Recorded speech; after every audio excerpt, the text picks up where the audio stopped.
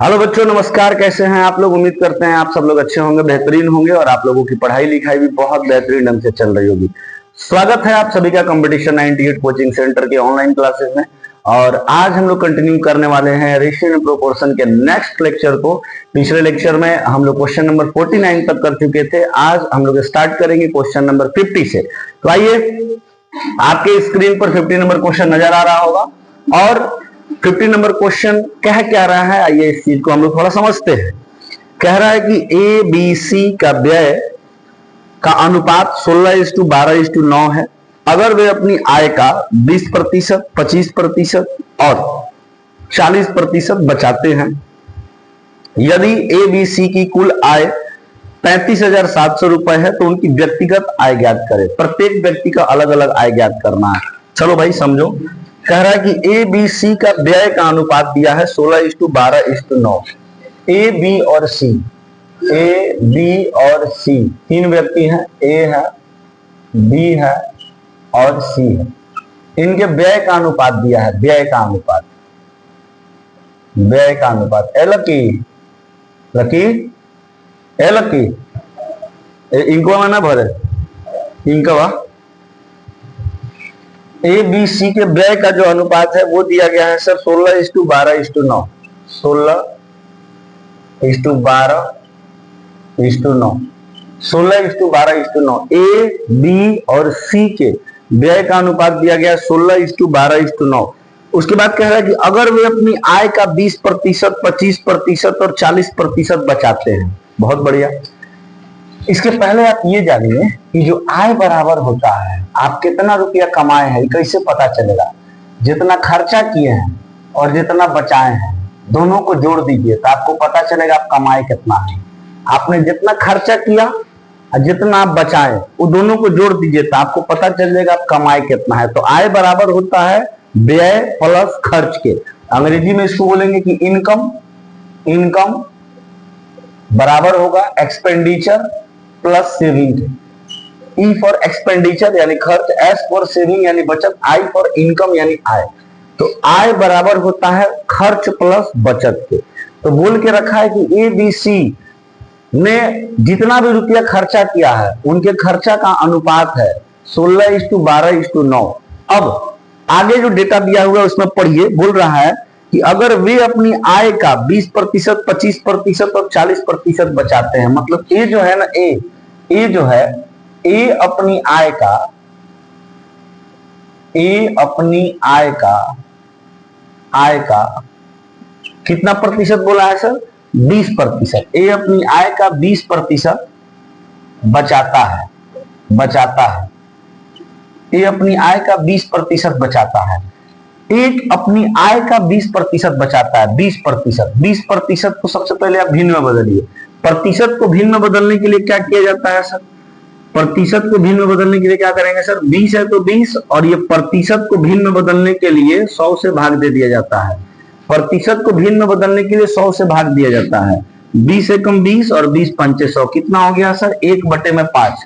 यानी 20% को भिन्न में लिखेंगे तो होगा 1/5। ए अपनी आय का 20% बचाता है। मतलब अगर ए की आय 5 रुपया है, ए की आय 5 रुपया है तो 5 का 20% 1 रुपया। इसका मतलब ये हुआ कि ए की आय यदि 5 रुपया है तो 5 का 20% 1 रुपया वो बचा रहा है। ए का यदि इनकम 5 रुपया है, अनुपात में ए की जो आय यदि 5 रुपया है तो वो 5 का 20% यानी 1 रुपया बचा रहा है, सेविंग कर रहा है। अब आपको पता है कि आय, व्यय और बचत का अगर रेशियो बनाना है ए के लिए तो ए की आय आपने कितनी मानी है? 5 रुपया। ठीक है। ए का बचत कितना है सर? 1 रुपया। अब आप खुद सोचो कि 5 रुपया कोई व्यक्ति कमा रहा है, उसमें से 1 रुपया बचा रहा है तो खर्चा कितना किया होगा? 4 रुपया। खर्चा कितना किया होगा? 4 रुपया खर्चा किया होगा। तो ए अगर 5 कमा रहा है, 1 बचत कर रहा है तो खर्चा कितना किया होगा? 4 रुपया। अब यहाँ पर देखना, अनुपात में बोल रहा है कि ए ने खर्चा कितना किया है, व्यय कितना किया है? 16 रुपया। ये 4 नहीं 16 रुपया व्यय किया है। कितना गुणा पर? 4 गुणा पर। तो उसकी आय भी 5 न होकर 4 गुणा पर कितनी होगी? 20 होगी। 20 होगी उसकी आय। ठीक है। जैसे जैसे कर रहे हो वैसे से बस समझते चलिए स्टेप। इस पर एक सवाल अभी और लेंगे। बोला है ए बी और सी के खर्चे का अनुपात, व्यय का अनुपात 16:12:9 है। ठीक है, हम लिख दिए। आपको पता है कि आय बराबर होता है खर्च प्लस बचत के। इसके बाद अगला स्टेटमेंट बोला कि ए अपनी आय का 20% बचाता है, तो 20% का मतलब 1/5 भिन्न में बदलेंगे, प्रतिशत को भिन्न में बदलेंगे। प्रतिशत को भिन्न में बदलने के लिए 100 से भाग दिया जाता है। तब 20% को भिन्न में बदले 1/5, मतलब अगर 5 रुपया कमा रहा है ना ए, तो 5 का 20% 1 रुपया बचत कर रहा है। तो हम लिखे कि 5 रुपया अगर उसकी आय है तो 1 रुपया बचत कर रहा है, तो 5 में से 1 बचाया तो खर्चा कितना किया होगा? 4 खर्चा किया है सर। यहाँ पर 20% में हम भिन्न में बदले उसके हिसाब से 4 खर्चा किया है, और यहाँ पर जो हम लोग का खर्च दिया है क्वेश्चन में 16 दिया अनुपात में, तो 4 न होकर 16 होगा 4 गुना पर, तो आय भी 4 गुना पर 5 न होकर कितना हो जाएगा? 20 हो जाएगा। ठीक है, अब ठीक उसी प्रकार देखो बी के बारे में जानकारी है कि बी इधर लिख देते हैं। बी के बारे में जानकारी है कि बी अपनी आय का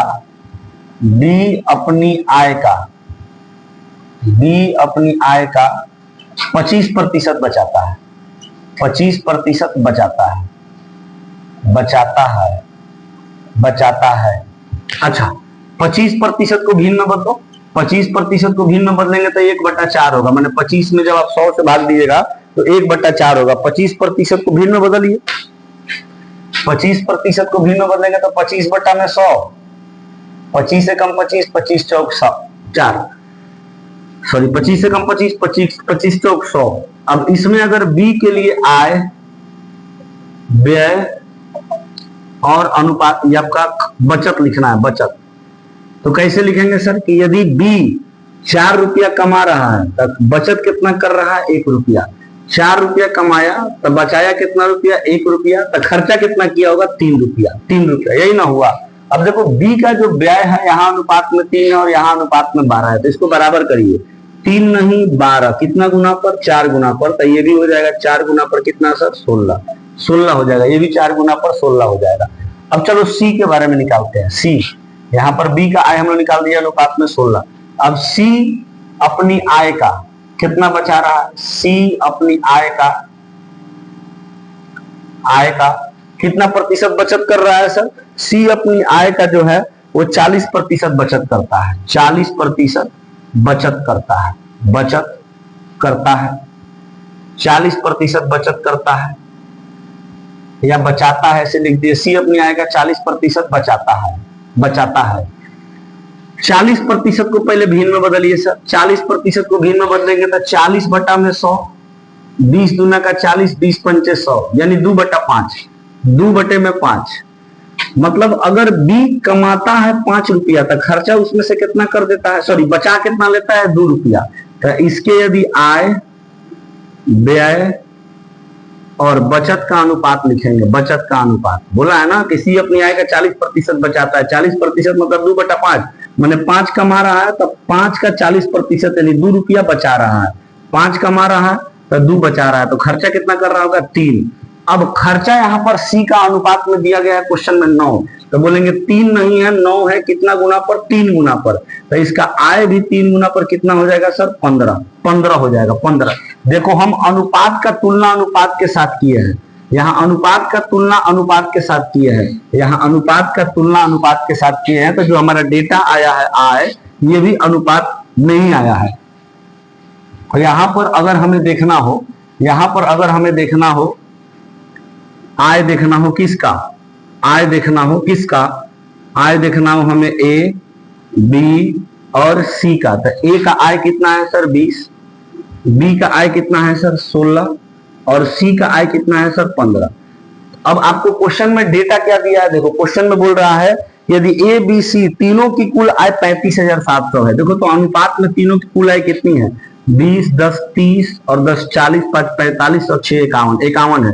क्वेश्चन कह रहा है 51 नहीं है, कितना है सर? बोल रखा है 35,700 है। 35,700 है। 35,700 कितना गुना पर? तो 51 में कितना से गुना करेंगे? 35,700 आ जाता है। 51 सते होता है 357 और 2 जीरो है तो 2 जीरो लगा देंगे। मैंने 35,700 51 के 700 गुना पर है। नहीं समझ में आता है तो इसको ऊपर और इसको नीचे रखेंगे, 700 गुना पर है। अब प्रत्येक का व्यक्तिगत निकाल दीजिए आय। ये 20 ना होकर ये भी 700 गुना पर हो जाएगा, ये 16 ना होकर ये भी 700 गुना पर हो जाएगा, और ये 15 ना होकर ये भी 700 गुना पर हो जाएगा। तब 20 सते 14 और 2 जीरो है तो 2 जीरो, 16 सते 112, 2 जीरो है तो 2 जीरो, फिर 15 सते 105 और 2 जीरो है तो 2 जीरो लगा देंगे, 2 जीरो है तो 2 जीरो लगा देंगे। माने ए की आय 1400, बी की आय 11,200 और सी की आय 10,500। यही ना है, किस ऑप्शन में है सर? तो बोलेंगे ऑप्शन नंबर ए में है। ऑप्शन नंबर ए बिल्कुल सही जवाब हो जाएगा। आइए एक बार और समझाते हैं आपको। देखिए क्वेश्चन नंबर 50 कह रहा है कि ए बी सी तीनों के व्यय का अनुपात 16:12:9 है। अब आपसे कह रहा है कि ए अपनी आय का 20% बचा ले रहा है, बी अपनी आय का 25% बचा ले रहा है और सी अपनी आय का 40% बचा ले रहा है। तो बताइए ए बी और सी के आय का योग 35,700 है, तो उनके व्यक्तिगत आय का योग कितना, उनका व्यक्तिगत आय कितना होगा? ये आपसे क्वेश्चन पूछा है। ए बी सी के आय का योग 35,700 है, तीनों के आय का योग 35,700 है, तो उनका व्यक्तिगत आय कितना होगा, ये आपसे पूछा गया है। तो आपको सॉल्व कैसे करना है समझिए। जैसे आपको बोल दिया व्यय का अनुपात एबीसी का इतना है, तो लिख दिए एबीसी का व्यय का अनुपात। अब बोला है कि ए अपनी आय का 20% बचा रहा है, तो 20% को पहले भिन्न में बदलेंगे। 20% को भिन्न में बदलने का तरीका होता है उसमें 100 से भाग देना। तो 20% को भिन्न में बदले 1/5, यानी अगर वो 5 रुपया कमा रहा है, उसकी आय, बोला है ना ए अपनी आय का मतलब जिसके आगे का लगा होता है ना, जिसके आगे का लगा होता है वो हर की संख्या होती है। आय के आगे का लगा है ना, इसका मतलब नीचे वाला संख्या किसके लिए? आय के लिए है। ठीक है, तो यहां पर हो गया कि यदि इसका मतलब हो गया ये अपनी आय का 20% बचा रहा है, मतलब अगर 5 रुपया कमा रहा है ए, तो 5 का 20% 1 रुपया बचा रहा है। तो 5 कमाया, आय व्यय और बचत का अनुपात बना लिए। अगर 5 कमाया 1 बचाया तो खर्चा कितना किया होगा? 4। तो ए ने खर्चा किया 4 अनुपात में, और यहाँ अनुपात में ए का खर्चा 16 है, तो 4 को 16 के बराबर किए 4 गुना पर, तो ये भी 4 गुना पर हो जाएगा 20। तो यहाँ अनुपात में आ गया हम लोग को कि ए का आय जो है वो 20 है। फिर उसी प्रकार बी का निकाले कि बी अपनी आय का 25% बचाता है, तो 25% को भिन्न में बदले 1/4, माने 4 कमा रहा है तो 1 बचा रहा है, तो खर्चा कितना कर रहा होगा? 3। लेकिन इसका तुलना कराया, यहाँ पर जो खर्चा दिया गया बी का 12 और यहाँ निकाले हम 3, तो 3 नहीं 12, 4 गुना पर, तो आय भी 4 ना होकर 4 गुना पर 16। ठीक उसी तरीके से सी अपनी आय का 40% बचाता है, 40% को भिन्न बदले 2/5, मैंने 5 कमा रहा है तो 2 बचा रहा है, तो खर्चा कितना कर रहा होगा? 3। फिर यहाँ से तुलना कराए कि सी का खर्चा 3 नहीं है 9 है, तो 9 के बराबर करेंगे इसको 3 गुना पर, तो आय भी 5 ना होकर 3 गुना पर एक आपका 15 हो जाएगा। अब तीनों का आय हम लिख लेते हैं, तीनों का आय ए बी सी, तीनों का आय 20:16:15, अनुपात में तीनों का आय का योग 51। क्वेश्चन कह रहा है कि तीनों का आय का योग एक्चुअल में कितना है सर? 35,700। 51 न होकर 35,700 होगा 700 गुना पर, तो यहाँ से आप सबका व्यक्तिगत निकाल दीजिए कि ए का 20 ना होकर 700 गुना पर 1400, बी का 16 ना होकर 700 गुना पर 1200, सी का 15 ना होकर 700 गुना पर 10,500। ऑप्शन नंबर ए बिल्कुल सही जवाब हो जाएगा। बोलेंगे कोई दिक्कत? कोई दिक्कत नहीं सर। एक सवाल इस पर और है, एक सवाल इस टाइप का और है, और उसको फिर हम लोग सॉल्व करेंगे। इसको पहले आप नोट करें।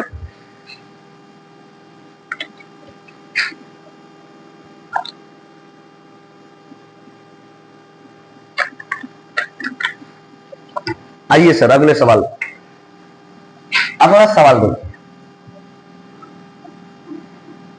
अगला सवाल देखिए क्या बोल रहा है, थोड़ा सा पढ़िए तो। अगला सवाल कह रहा है कि ए बी और सी अपनी आय का क्रमशः 80%, 85% और 75% खर्च कर देते हैं। इस बार बोला गया है कि ए बी सी अपनी आय का 80%, 85% और 75% खर्च कर रहे हैं। अभी क्या करते थे? ए अपनी आय का 20%, 25% और 40% बचा रहे थे। अभी क्या बोला कि खर्च कर देते हैं। तो यहां पर जो डेटा बनेगा वो इस तरीके से बनेगा कि ए बी और ये सी अपनी आय का 80% और बी अपनी आय का 85% और सी अपनी आय का 75%। ये खर्च कर देते हैं। ये लोग क्या कर दे रहे हैं सर? खर्च कर दे रहा है। समझिएगा ध्यान से।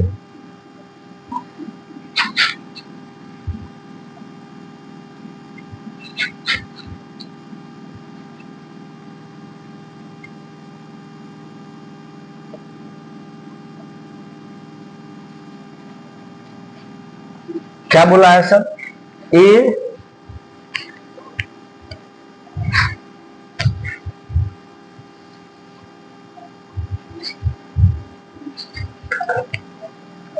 बोला है ए अपनी आय का 80% खर्च करता है, खर्च करता है, खर्च करता है।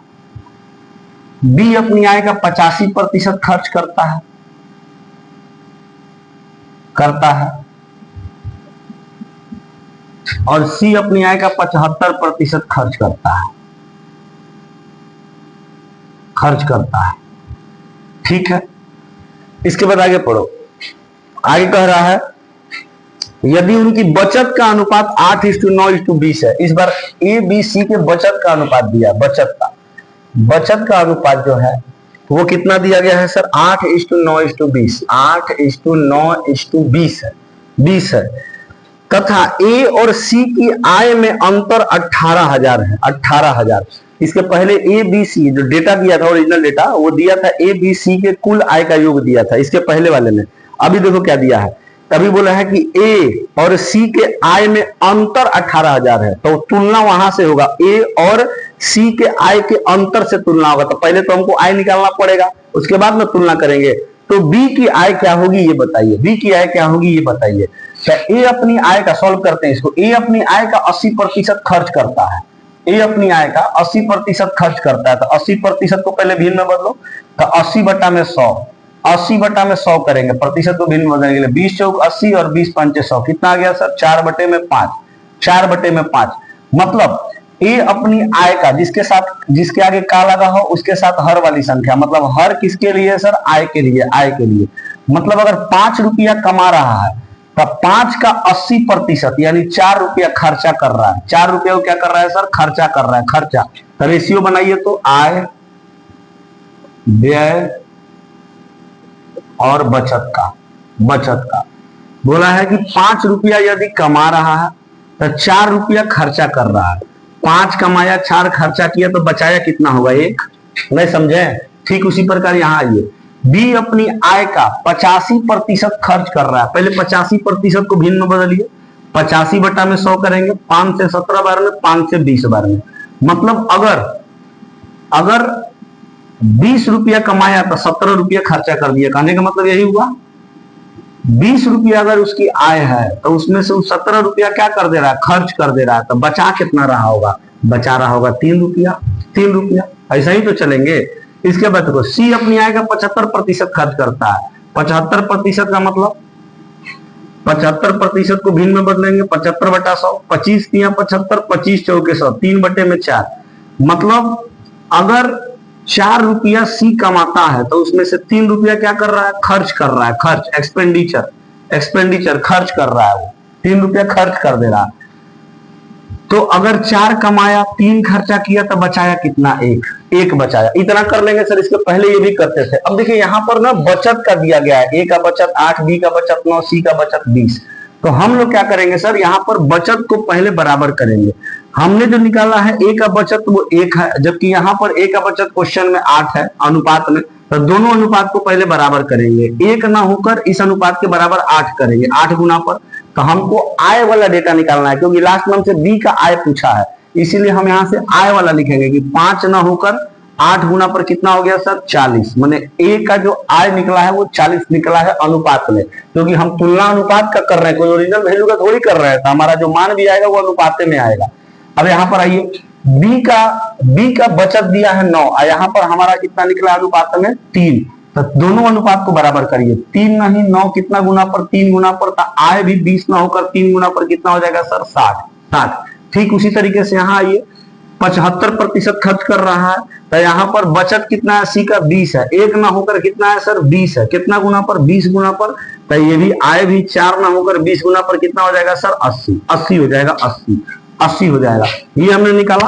अब ए, बी और सी, ये तीनों का हम क्या लिखने जा रहे हैं सर? आय जो हम निकाले हैं, आय 40:60:80, 40:60:80। देखिए तो अनुपात हमेशा सिंपलेस्ट फॉर्म में होता है, कट रहा है तो काटिए।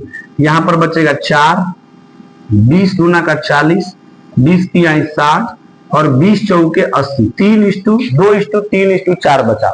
ये हम लोग कर लिए। अब देखिए लास्ट में स्टेटमेंट क्या बोला है, बोल रहा है कि ए और सी की आय में 18,000 रुपया का अंतर है।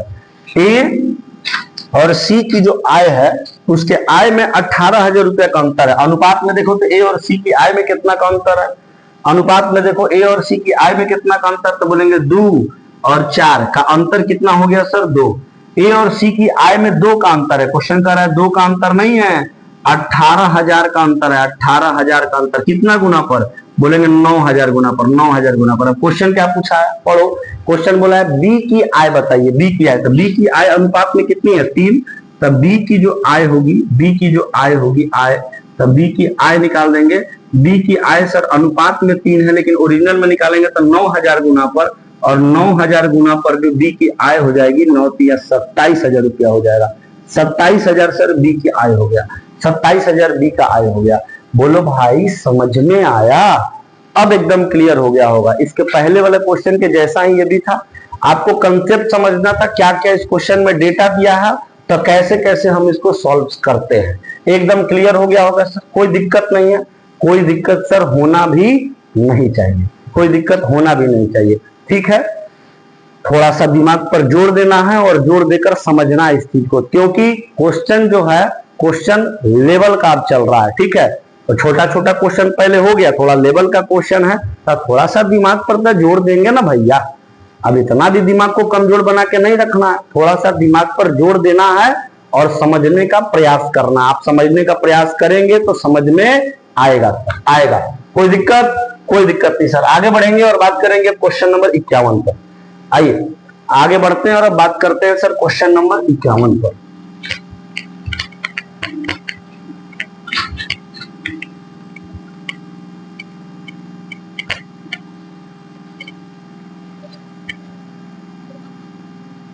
क्वेश्चन नंबर 51,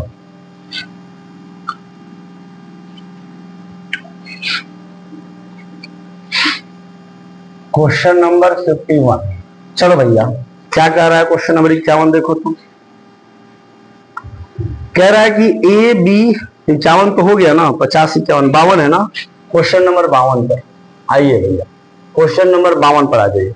कह रहा है कि 15,525 रुपए की राशि को सुनील, अनिल और जमील के बीच बांटा गया है। अगर 22 रुपए, 35 रुपए और 48 रुपए क्रमशः उनके शेयरों से कम हो जाते हैं तो उनकी शेष रकम 7:10:13 के अनुपात में होगी। हिंदी में सवाल पूरा नहीं, अंग्रेजी में पढ़ो सवाल। सवाल कह रहा है कि a sum of 15,525 is divided among Sunil, Anil and Jamil such that if 22 rupees, 35 rupees and 48 rupees be dismissed from their shares respectively, their remaining sums shall be in the ratio 7:10:13. What would have been the ratio of their sum if 16 rupees, 77 rupees and 37 rupees respectively were added to their original shares? हम समझाते हैं आपको question, समझिए। कह रहा है कि तीन व्यक्ति हैं, उन 3 व्यक्ति का नाम है, एक का नाम है सुनील, एक का नाम है अनिल और एक का नाम है जमील। इन तीनों के बीच में 15,525 रुपए की राशि बांटी गई। कुल राशि कितनी है सर, कुल राशि, कुल धन राशि या राशि बोल दीजिए, कुल राशि जो है वो 15,525 रुपया है। और ये 15,525 रुपया को 3 व्यक्तियों के बीच में बांटा गया है, 3 व्यक्तियों के बीच में, 3 व्यक्तियों के बीच में बांटा गया है, जिनमें से एक का नाम है सुनील, एक का नाम है अनिल और एक का नाम है जमील, ये है, ठीक है।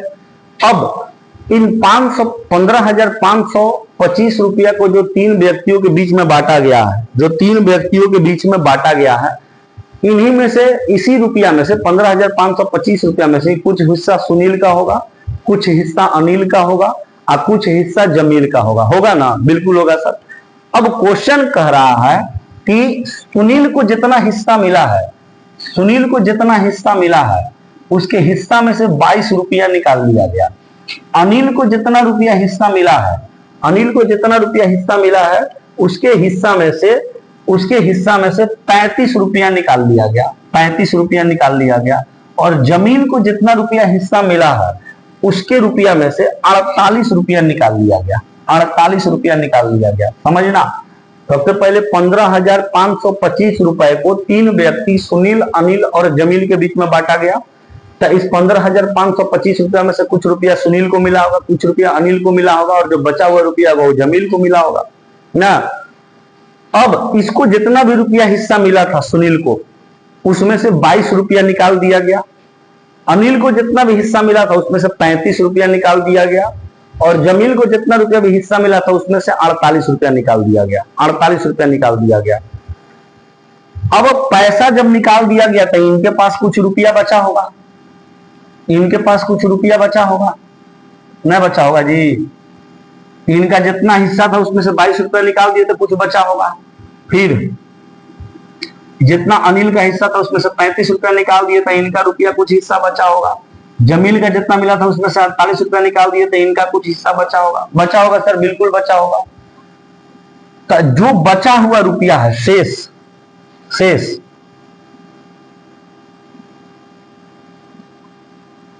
शेष राशि जो है, शेष राशि, इन लोगों के पास जो बची हुई राशि है, शेष राशि है, जो यहां पर रुपया बचा 22 रुपया घटाने के बाद, जो यहां बचा 35 रुपया घटाने के बाद, जो यहां बचा 48 रुपया घटाने के बाद, इसका रेशियो निकाला गया। रेशियो, जो भी रुपया बचा उसका रेशियो निकाला गया और उसको काट दिया गया। काट देने के बाद जो अनुपात बनकर तैयार हुआ वो हुआ है 7:10:7:10 कितना हुआ है सर? बोलेंगे 13। 13 हुआ है, 13 दिया है, 13 दिया है।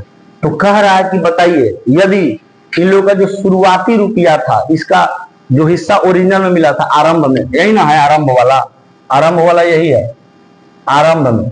तो आरंभ में इन लोगों को जो रुपया मिला था, आरंभ में इन लोगों को जो रुपया मिला था, उनमें यदि सुनील के हिस्से में, जो आरंभ में सुनील का हिस्सा था उसमें 16 रुपया जोड़ दे, अनिल का जो आरंभ में हिस्सा था उसमें 77 रुपया जोड़ दे, और जमील का जो आरंभ में हिस्सा था उसमें 37 रुपया जोड़ दे, तो बताइए कि जोड़ने के बाद इनका जो अब हिस्सा बनकर तैयार हुआ, आरंभ वाला हिस्सा में 16 रुपया, 77 रुपया और 37 रुपया, इन तीनों का आरंभिक हिस्सा में जोड़ने के बाद जो भी मान आ रहा है उसका अनुपात क्या होगा, ये आपसे क्वेश्चन में पूछा गया है, ये आपसे क्वेश्चन में पूछा गया है। अब हम इसको सॉल्व कैसे करेंगे सर? अब इसको सॉल्व कैसे करेंगे? तो एक बात सोचिए, जरा कॉमन सेंस अपना लगाइए। यहां पर प्रारंभ में सुनील को जितना रुपया मिला 15,525 में से, अनिल को जितना रुपया मिला और जमील को जितना रुपया मिला, उस समय अगर हम तीनों को जोड़ते थे, जोड़ने पर इस सबका योग कितना आता? तो बोल रहे हैं सर 15,525 आता, क्योंकि 15,525 ही तीनों के बीच में बांटा गया था। लेकिन इस 15,525 में से कितना रुपया घटाया गया सर?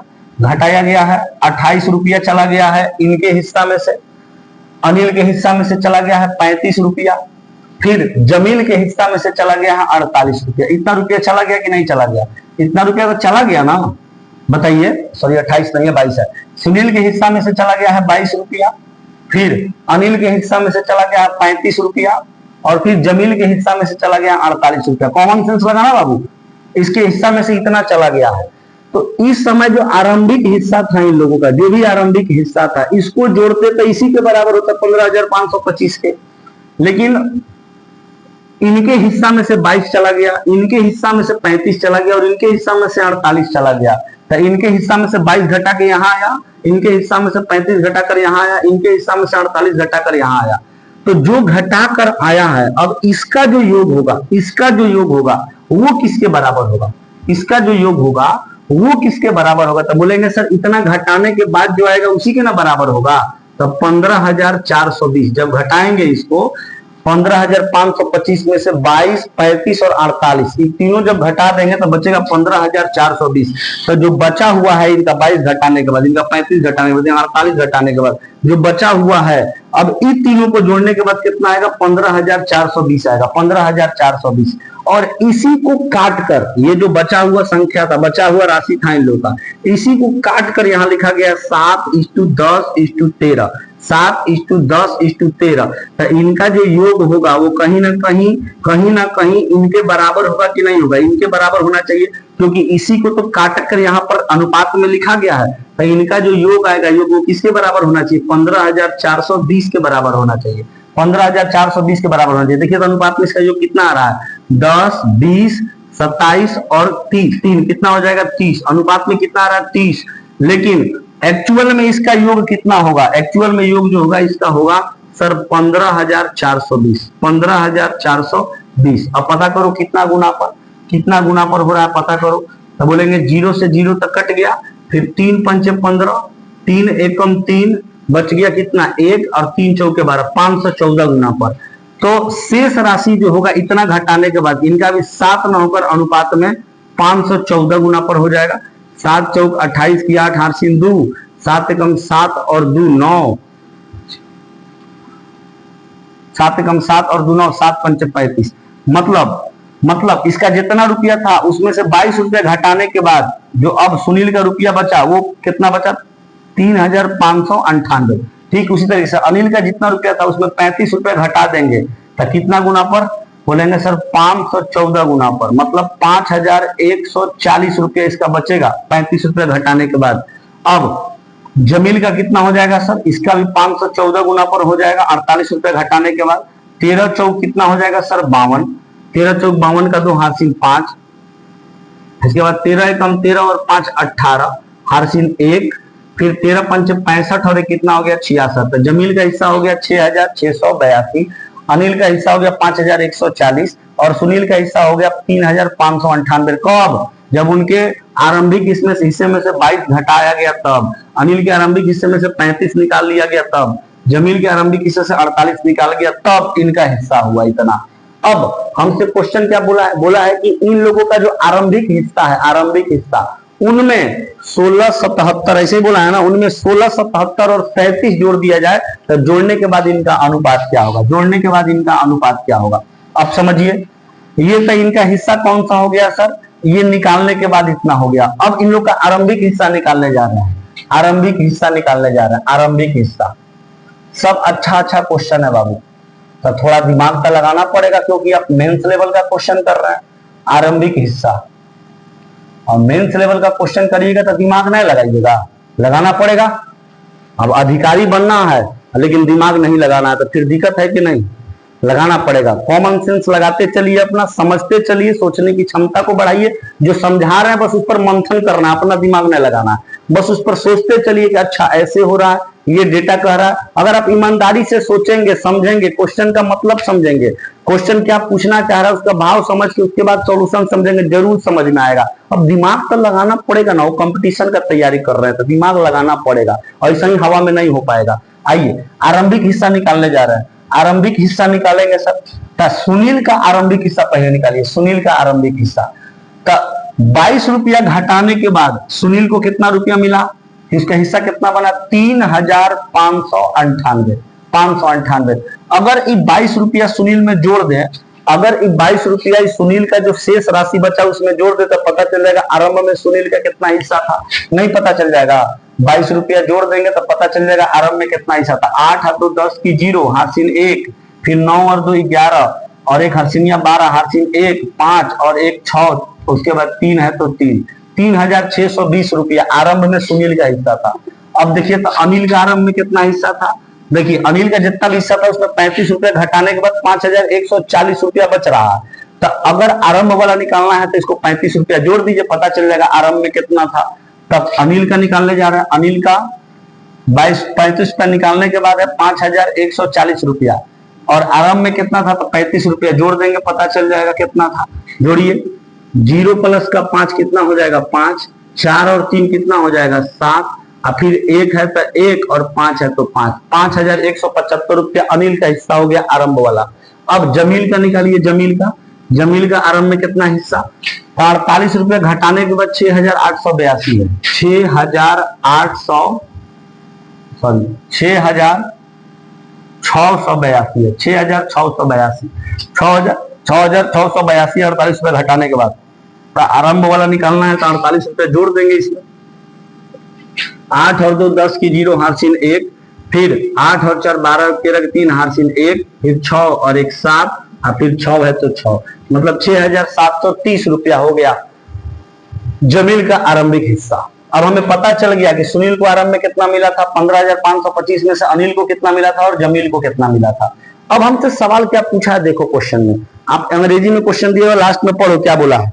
बोला हुआ है कि what would have been their ratio of their sums if 16 rupees, 77 rupees and 37 rupees respectively were added to their original values, original shares।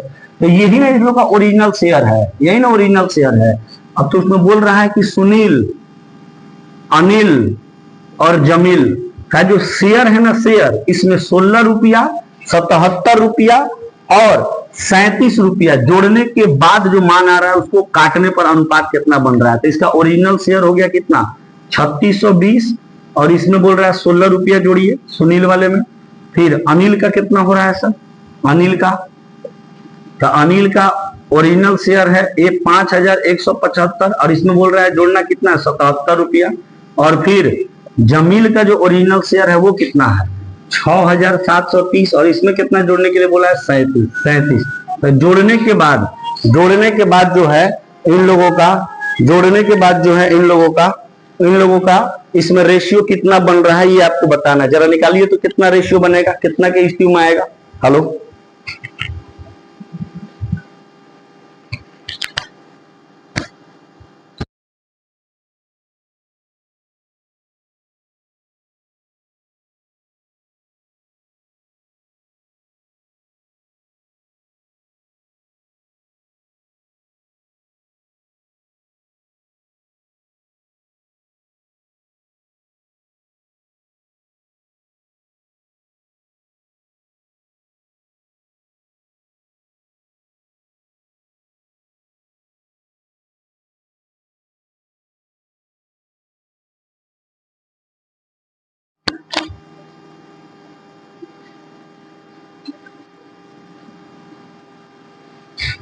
आवाज जा रही है?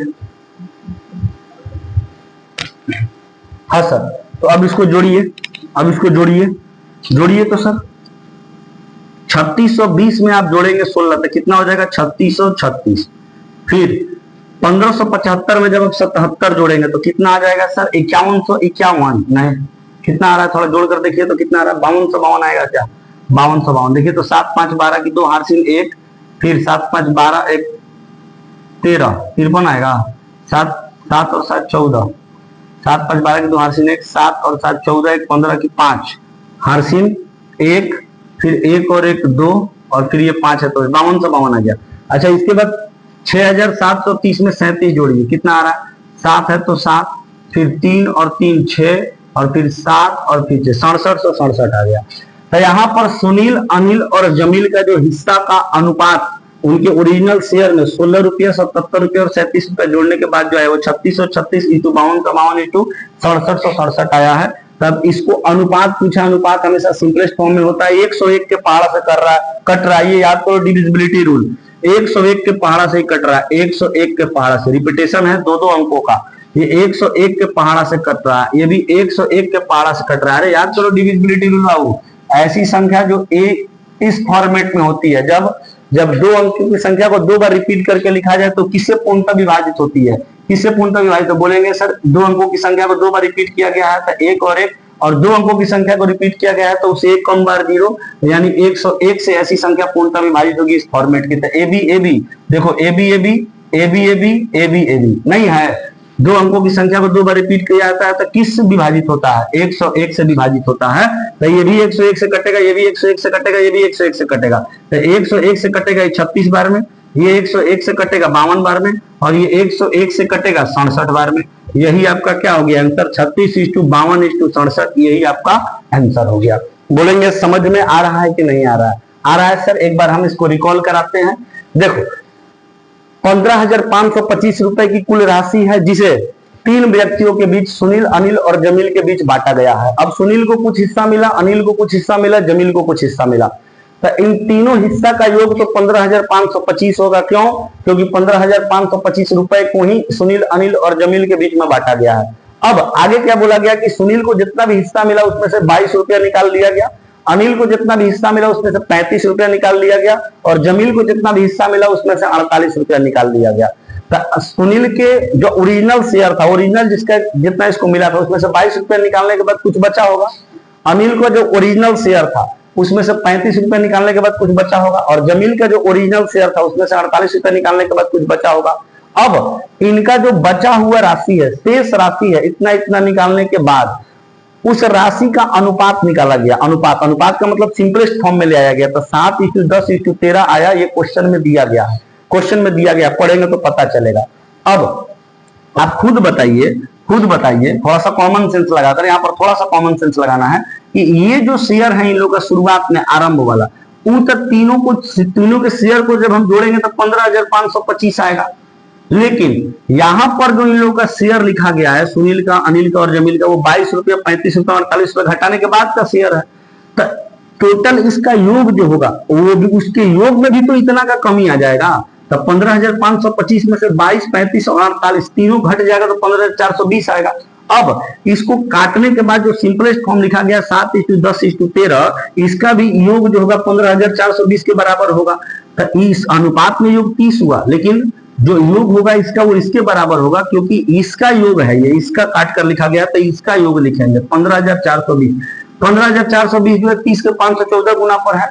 तो सुनील का जो हिस्सा होगा 22 रुपए निकालने के बाद वो 514 गुना पर 3598। अनिल का जो हिस्सा होगा उस ओरिजिनल शेयर में से 35 रुपए निकालने के बाद अनुपात में 10 ना होकर 5,140, और जमीन का जो हिस्सा होगा ओरिजिनल शेयर में से 48 निकालने के बाद 13 ना होकर 514 गुना पर 6,682। अब हम लोग सुनील, अनिल और जमील का ओरिजिनल शेयर निकाले कि ओरिजिनल कितना है। 22 रुपया घटाने के बाद इतना है, तो 22 रुपया जोड़ देंगे तो पता चल जाएगा ओरिजिनल शेयर कितना। अनिल के ओरिजिनल शेयर में से 35 रुपए घटाने के बाद 5,140, 5,140 में 35 रुपए जोड़ देंगे, इनका ओरिजिनल शेयर पता चल गया। जमील के ओरिजिनल शेयर में से 48 रुपया घटाने के बाद 6,682 है, तो इनका ओरिजिनल शेयर में 48 जोड़ देंगे तो पता चल जाएगा इनका ओरिजिनल शेयर कितना है, 6,730। अब क्वेश्चन ये बोला था कि इन तीनों के ओरिजिनल शेयर में क्रमशः सुनील, अनिल और जमील के ओरिजिनल शेयर में क्रमशः 16, 77 और 37 रुपया जोड़ दिया जाए, तो जोड़ने के बाद इनके पास जो धनराशि हुआ उसका अनुपात क्या है, उसका अनुपात क्या है। तो इसका अनुपात हम लोग बता सकते हैं सर, जोड़ने के बाद 3636 यहाँ 5552 या 67 काट देंगे तो 36 × 52 × 67 हो जाएगा। ये हम लोगों का बिल्कुल सही जवाब हो गया, सही जवाब हो गया सर। बोलेंगे कोई दिक्कत? और यहाँ पर कोई दिक्कत नहीं होना चाहिए, नहीं होना चाहिए। आइए आगे बढ़ेंगे और अब बात करते हैं सवाल नंबर 53 पर। सवाल नंबर 53 पर आ जाओ।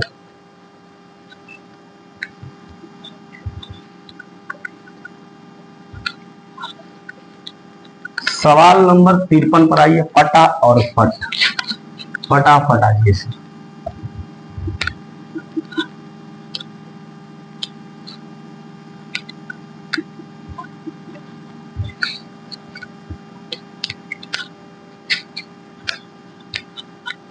फटाफट सवाल नंबर 53 पर पहुंचना।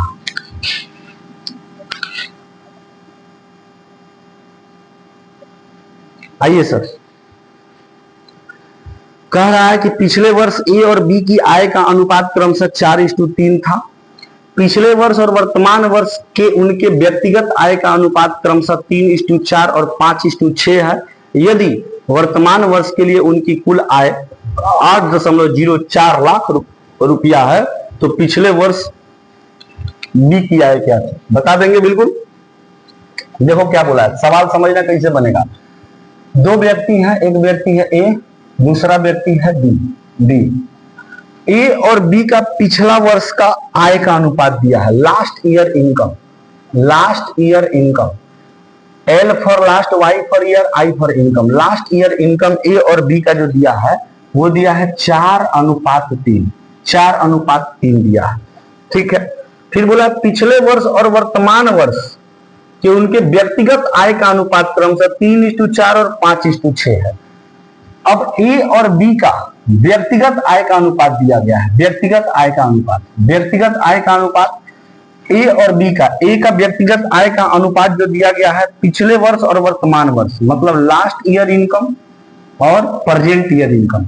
ए का व्यक्तिगत रूप से लास्ट ईयर इनकम और प्रेजेंट ईयर इनकम का जो अनुपात दिया गया है वो दिया गया है 3:4। और बी का जो लास्ट ईयर इनकम और प्रेजेंट ईयर इनकम का जो व्यक्तिगत आय दिया गया है, व्यक्तिगत आय का अनुपात दिया गया है, वो दिया गया है 5:6, 5:6। अब कह रहा है कि यदि वर्तमान वर्ष के लिए उनकी कुल आय 8.04 लाख रुपया, मतलब ए और बी का दोनों का एक वर्ष का कुल आय वर्तमान वाला वर्ष में 8.04 लाख रुपया है, तो पिछले वर्ष का बी का आय बताना है क्या था। पहले लिखने आना चाहिए आपको, कैसे हम लिख रहे हैं ये देखिएगा। ए और बी दो व्यक्ति हैं, तो ए और बी के पिछले वर्ष के आय का अनुपात दिया गया है, लास्ट ईयर इनकम, पिछले वर्ष के आय का अनुपात दिया गया 4:3। अब ए का व्यक्तिगत रूप से पिछला वर्ष और वर्तमान वर्ष का आय का अनुपात दिया गया है 3:4, और बी का व्यक्तिगत रूप से पिछला वर्ष और वर्तमान वर्ष के आय का अनुपात दिया गया है 5:6, 5:6। बताइए यदि इन दोनों का, ए और बी दोनों का पिछला वर्ष का आय का अनुपात ए और बी दोनों का वर्तमान वाला दिया है ना, वर्तमान दिया है, यदि वर्तमान वर्ष के लिए उनकी कुल आय, तो ए और बी दोनों के वर्तमान वर्ष की कुल आय, इन दोनों का वर्तमान वर्ष का कुल आय जोड़ दिया जाए तो जोड़ने पर 8.06 लाख रुपया आ रहा है। तो बताइए कि पिछले वर्ष जो है वो बी की आय कितनी थी, ये हमसे पूछ रहा है। लेकिन यहाँ पर हम इसको सॉल्व कैसे करेंगे अब ये समझिए, आप तो क्वेश्चन समझ गया, सॉल्यूशन कैसे करना है ये समझिए। ये रेशियो किसका दिया है सर, लास्ट ईयर इनकम का 4:3 जो रेशियो दिया हुआ है, ये ए और बी के लास्ट ईयर इनकम का दिया हुआ है। और यहाँ पर ए और बी के लास्ट ईयर इनकम का रेशियो जो है वो 3 है और यहाँ 5 है। क्या यहाँ पर रेशियो बराबर है? रेशियो बराबर नहीं है सर, रेशियो बराबर नहीं है। यहाँ पर ए का लास्ट ईयर इनकम का रेशियो 4 है, अनुपात में मान 4 है, और बी का लास्ट ईयर इनकम का अनुपात का मान 3 है। जबकि ए और बी का जब अलग अलग व्यक्तिगत रूप से दिखा रहा है तो प्रीवियस ईयर मतलब पिछले वर्ष की आय जो है उसका अनुपात 3 दिया है, और बी का पिछले वर्ष की आय का अनुपात 5 दिया है। तो यहाँ पर कुछ अलग है, यहाँ कुछ अलग है, यहाँ कुछ अलग है, यहाँ कुछ अलग है। ये भी लास्ट ईयर इनकम है, ये भी लास्ट ईयर इनकम है। ए का यहाँ और यहाँ डिफर कर रहा है, बी का भी यहाँ और यहाँ डिफर कर रहा है। तो इसको सबसे पहले बराबर करेंगे। बराबर कैसे करते हैं सर, इसका एलसीएम लीजिए 3 और 5 का, 3 और 5 का सर एलसीएम लेना पड़ेगा। तो एलसीएम लेंगे किसका सर, एलसीएम लेंगे 3 और 5 का, कितना आ जाएगा सर 15। समझते चलिएगा 3 और 5 का एलसीएम क्यों लिए, क्योंकि ये लास्ट ईयर इनकम वाला है, तो 3 और 5 भी इसमें लास्ट ईयर इनकम वाला है, इसीलिए लेते। यहाँ प्रेजेंट ईयर इनकम का रहता तो एलसीएम प्रेजेंट ईयर इनकम का लेते, और एलसीएम आया है जो उसका इसमें गुणा कराएंगे 4 और 3 के रेशियो में एलसीएम से गुणा कराएंगे 15। अब सॉल्व करिए, 15 चौके 60 और 15 तिया 45, 15 तिया 45 लिख कर छोड़ देंगे। लास्ट ईयर इनकम ए का अनुपात में 60 और लास्ट ईयर इनकम बी का अनुपात में 45, ठीक है। अब तुलना करा देंगे, यहाँ पर अब तुलना कराएंगे। लास्ट ईयर इनकम जो है ये यहाँ पर ए का 3 है, जबकि हमने कितना बना दिया है 60, तो 3 ना होकर 60 हो जाएगा, कितना गुना पर 20 गुना पर। तो ए का जो प्रेजेंट ईयर भी होगा वो 4 ना होकर 20 गुना पर कितना हो जाएगा सर 80 हो जाएगा, ठीक है। ठीक उसी प्रकार बी का जो लास्ट ईयर आपने निकाल दिया है 45 और यहाँ है 5, तो बोलेंगे 5 ना होकर कितना हो जाएगा 45, 9 गुना पर, तो ये भी हो जाएगा 6 ना होकर 9 गुना पर कितना सर 54। अब देखो यहाँ पर आप सब निकाल लिए सर, ए और बी का लास्ट ईयर इनकम आपने निकाल लिया कितना, लास्ट ईयर इनकम ए और बी का आपने निकाल लिया कितना 60 और 45, ये अनुपात में है दोनों, ध्यान में रखिएगा। और ए और बी का जो आपने प्रेजेंट ईयर इनकम निकाल लिया, प्रेजेंट ईयर इनकम कितना सर, इनका प्रेजेंट ईयर इनकम कितना है अनुपात में 80, और यहाँ देखो इनका प्रेजेंट ईयर इनकम कितना आपने निकाल लिया है अनुपात में 54। अब देखो क्वेश्चन क्या बोला है, डेटा किसका दिया है, बोला यदि उनकी मतलब ए और बी के प्रेजेंट ईयर वर्तमान वर्ष की आय का योग जो है 8.06 लाख है, यही बोला, सॉरी 8.04 लाख है, 8.04 लाख है।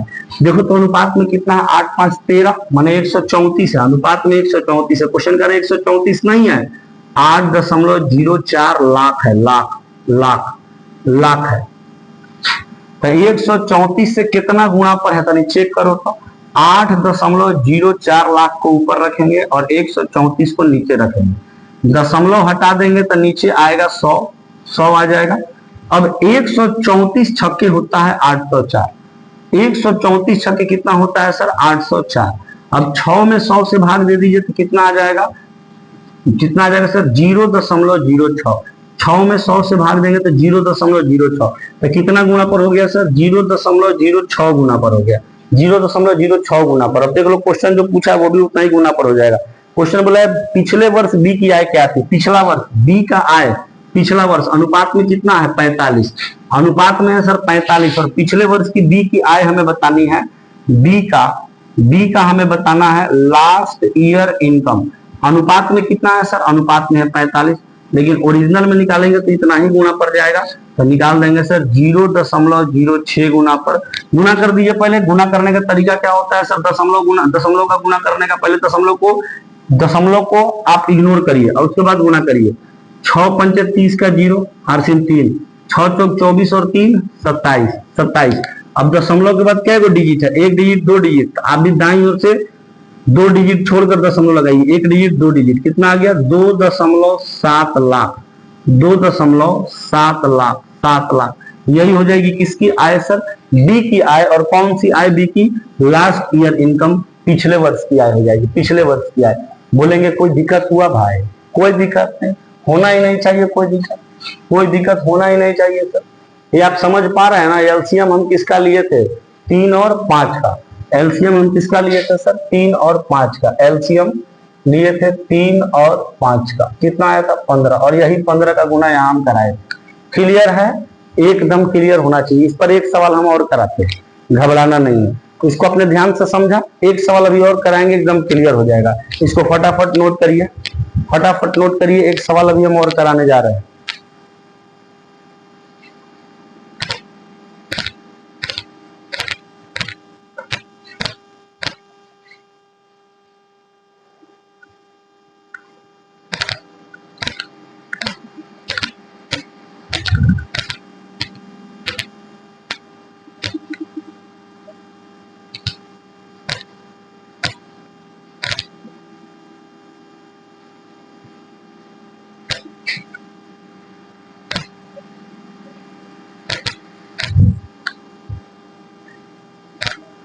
अब ध्यान दीजिएगा, हम इस पर जो अगला सवाल कराएंगे वो आपके असाइनमेंट में नहीं है।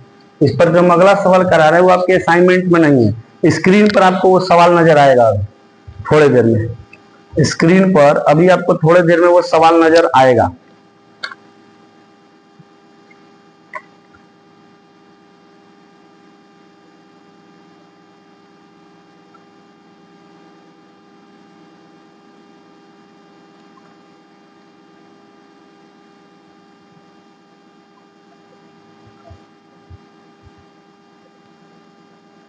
देखिए स्क्रीन पर नजर आ रहा है कि नहीं सवाल? बोलिए।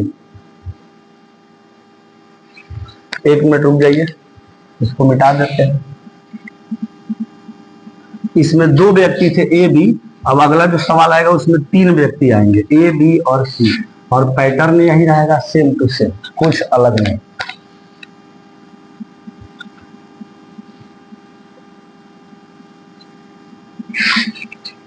देखिए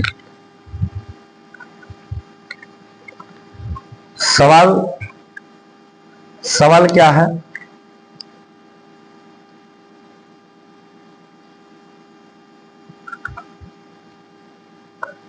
सवाल है ए बी और सी की पिछले वर्ष की आय का अनुपात 3:4:5 है, जबकि उनके पिछले वर्ष की आय का वर्तमान वर्ष की आय से अनुपात 4:5, 2:3 और 3:4 है। यदि उनकी वर्तमान वर्ष की कुल आय 98,500 रुपया है तो बी प्लस सी की वर्तमान आय ज्ञात करे। सेम टू सेम सवाल है, कोई इसमें अंतर नहीं है, वही प्रक्रिया करना है। एक सवाल आपको जो बोर्ड पर दिखाई दे रहा है उसको अपने कॉपी में नंबरिंग देकर मत लिखिएगा, क्योंकि आपके असाइनमेंट में सवाल नहीं है। आपके असाइनमेंट में इस टाइप पर एक के सवाल था, हम इसको अलग से किए हैं, ठीक है, अलग से इसको लाए हैं।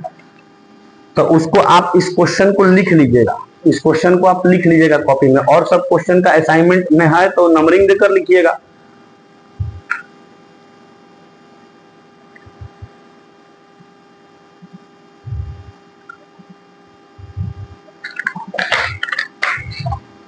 इसको आप लिख लीजिएगा। इस सवाल को। आइए अब इसको सॉल्व करते हैं, इसको अब सॉल्व करते हैं। देखिए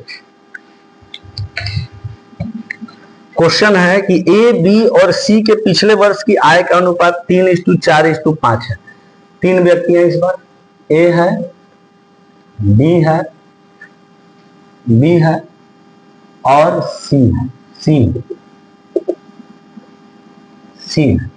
और ए, बी, सी तीनों के पिछले वर्ष की आय का अनुपात 3:4:5 है। पिछले वर्ष, लास्ट ईयर इनकम, तीनों के पिछले वर्ष की आय का जो अनुपात है वो 3:4:5 है ना, 3:4:5। अब कह रहा है कि इनके व्यक्तिगत आय का अनुपात दिया गया है पिछले वर्ष और वर्तमान वर्ष का। तो ए का पिछला वर्ष और वर्तमान वर्ष का आय का अनुपात दिया गया है, बी का भी पिछला वर्ष और वर्तमान वर्ष के आय का अनुपात दिया गया है, और सी का भी पिछला वर्ष और वर्तमान वर्ष के आय का अनुपात दिया गया। एल वाई आई का मतलब last year income, P Y I का मतलब प्रेजेंट ईयर इनकम।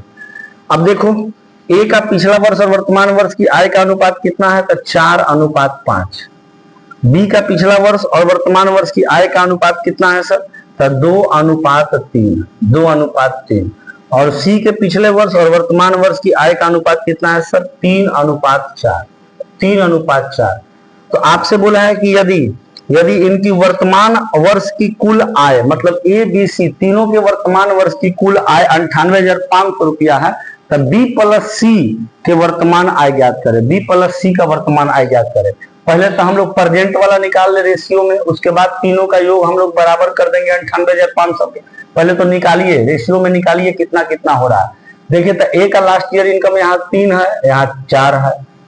बी का लास्ट ईयर इनकम यहाँ 4 है, यहाँ 2 है, यहाँ 5 है, यहाँ 3 है। तो पहले बराबर करेंगे। लास्ट ईयर इनकम का रेशियो है, तो एलसीएम भी किसका आएगा, तीनों का। लास्ट ईयर इनकम वाला ही एलसीएम लेना है। तो एलसीएम किसका किसका लेंगे सर, एलसीएम लेंगे हम लोग 4, 2 और 3 का। 4, 2 और 3 का एलसीएम कितना हो गया, 12। तो इसमें मल्टीप्लाई किससे करिएगा, तब 12 से करिएगा। 12 से करिए मल्टीप्लाई करिए फटाफट। बोलिए 12×3 36, 12 चौक 48 और 12×5 60। यही ना हुआ। अब यहां पर आप तुलना कराइए। तो एलसीएम था, लिख देते हैं। अब यहां पर आप तुलना कराइए। ए का लास्ट ईयर इनकम 36 है और यहाँ 4 है, तो 36 4 ना होकर 36 है सर, कितना गुना पर, 9 गुना पर। तो इसका प्रेजेंट ईयर इनकम भी 9 गुना पर हो जाएगा सर, 45। बी का लास्ट ईयर इनकम 48 और यहाँ 2 है, बराबर करिए, 2 नहीं 48, कितना गुना पर सर, 24 गुना पर। तो यहाँ भी हो जाएगा 24 गुना पर, कितना सर, 72। फिर उसी प्रकार यहाँ सी का लास्ट ईयर इनकम 60 है, यहाँ 3 है, 3 को 60 के बराबर करेंगे, कितना गुना पर सर, बोलेंगे 20 गुना पर। तो ये भी हो जाएगा 20 गुना पर। 20 चौक कितना हो गया सर, 80। अब ए, बी और सी तीनों का आप लिख सकते हैं। ए, बी और सी तीनों का आप लिख सकते हैं लास्ट ईयर इनकम निकाल चुके हैं। 36, 48, 60, अनुपात में 36, अनुपात में 48 और अनुपात में 60। प्रेजेंट ईयर भी आपने निकाल दिया तीनों का। प्रेजेंट ईयर इनकम कितना निकाले हैं सर, अनुपात में 45, अनुपात में बी का 72 और सी का अनुपात में कितना निकाले हैं, देखिए 80। अब देख लो क्या दिया है डेटा, ओरिजिनल डेटा क्या दिया है। ओरिजिनल डेटा ये दिया है कि यदि उनकी वर्तमान वर्ष की कुल आय 98,500, वर्तमान वर्ष की कुल आय यही ना है, इसी को जोड़ने पर होगा। तो अनुपात में वर्तमान वर्ष की कुल आय कितनी हो रही है, जोड़ो, 40 और 4 और 7, 11 और 8 19, 190 और 5 195 और 2 197, टोटल हो रहा है 197 अनुपात में। लेकिन कह रहा है कि नहीं, 98,000 कितना है सर, 500 है। 98,500 है। अब चेक करो तो कितना गुना पर है, 98,500 जो है वो कितना गुना पर है, तो देखो तो कितना गुना पर जा रहा है, 500 गुना पर जा रहा है। क्या 5 7 35 की 5 हाथ 3 19 5 95 और 3 98, बिल्कुल 500 गुना पर जा रहा है, 500 गुना पर जा रहा है सर। 197 में 500 से गुना करेंगे तो 98,500 आएगा। अब आपसे पूछा क्या है, वो भी उतना 500 गुना पर कर दीजिए। पूछा है बी प्लस सी की वर्तमान आय, बी प्लस सी की वर्तमान आय, बी प्लस सी का आपको प्रेजेंट ईयर इनकम निकालना है, बी प्लस सी का। 8 7 15 152 हो जा रहा है, 152 अनुपात में, तो बोलेंगे 152 नहीं 500 गुना पर, 500 गुना पर हो जाएगा। तो ये 2 जीरो है तो 2 जीरो, 5 दूना 10 के जीरो, हाथ से 1, 15 5 75 और 1 76, कितना आ जाएगा सर, 76,000 आ जाएगा। 76,000 बिल्कुल सही जवाब है। ठीक है, इसको नोट करेंगे सर। उसके बाद अगला कंसेप्ट आपको अगला आपको क्वेश्चन समझाएंगे। अगला क्वेश्चन क्या है, अगला क्वेश्चन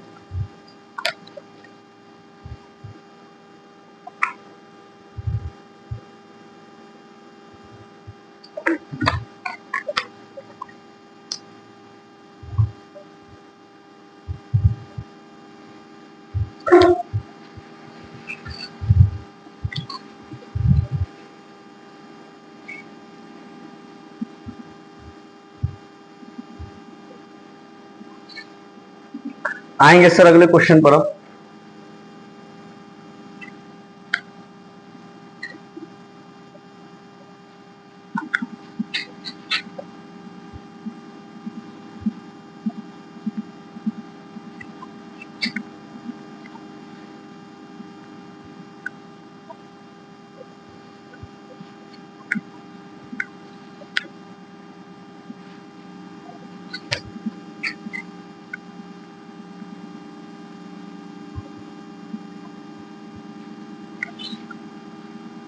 चलिए सर अगले सवाल पर आइए।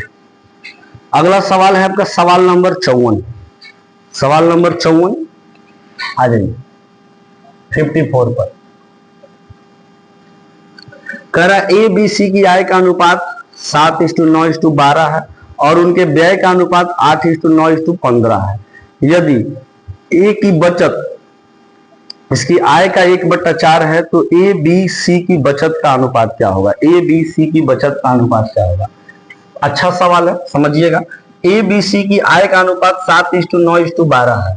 ए बी और सी का जो आय है, आय इनकी आय का जो अनुपात है सर वो दे के रखा है 7:9:12, 7:9:12, ठीक है। और इनके व्यय का जो अनुपात दिया है 8:9:15 दिया है। इनका जो व्यय है, व्यय का अनुपात दे दिया है 8:9:15। तो आपसे बोला है कि तब बचत का अनुपात बताइए। इनके बचत का अनुपात क्या होगा, बचत का अनुपात क्या होगा। यदि ए की बचत इसकी आय का 1/4 है, यदि ए की जो बचत है, ए की जो बचत है, बचत वो बराबर है क्या, ए की आय का 1/4 के, ए की आय का 1/4 के, 1/4 का माने गुणा। ध्यान से समझना क्वेश्चन समझो। कह रहा है कि ए बी सी के आय का अनुपात 7:9:12 है, ए बी सी के व्यय का अनुपात 8:9:15 है। तो ए बी सी के बचत का अनुपात बताइए। यदि ए की बचत ए की आय का 1/4 है, ए की बचत ए की आय का 1/4 है। आप सबको पता है कि आय बराबर होता है व्यय प्लस बचत का, व्यय प्लस बचत का। यहां से अगर हमको बचत का मान निकालना हो तो कैसे निकालेंगे बताएंगे। तो बचत का मान निकालना हो तो बोलेंगे सर आय में से व्यय को घटा देंगे तो बचत निकल जाएगा।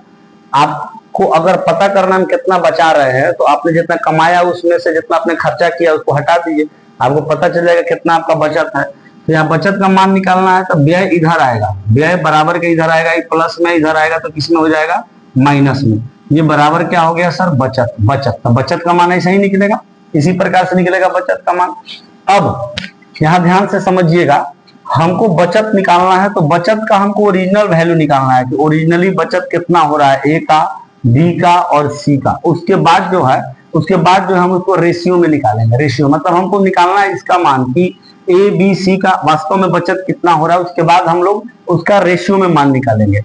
तो अगर हम यहाँ आय को देखें, आय को, तो आय में ए का आय कितना है सर 7, अनुपात में 7 है, लेकिन ओरिजिनल लिखना होता है तो एक कांस्टेंट देकर लिखते हैं, तो पता है ना आपको।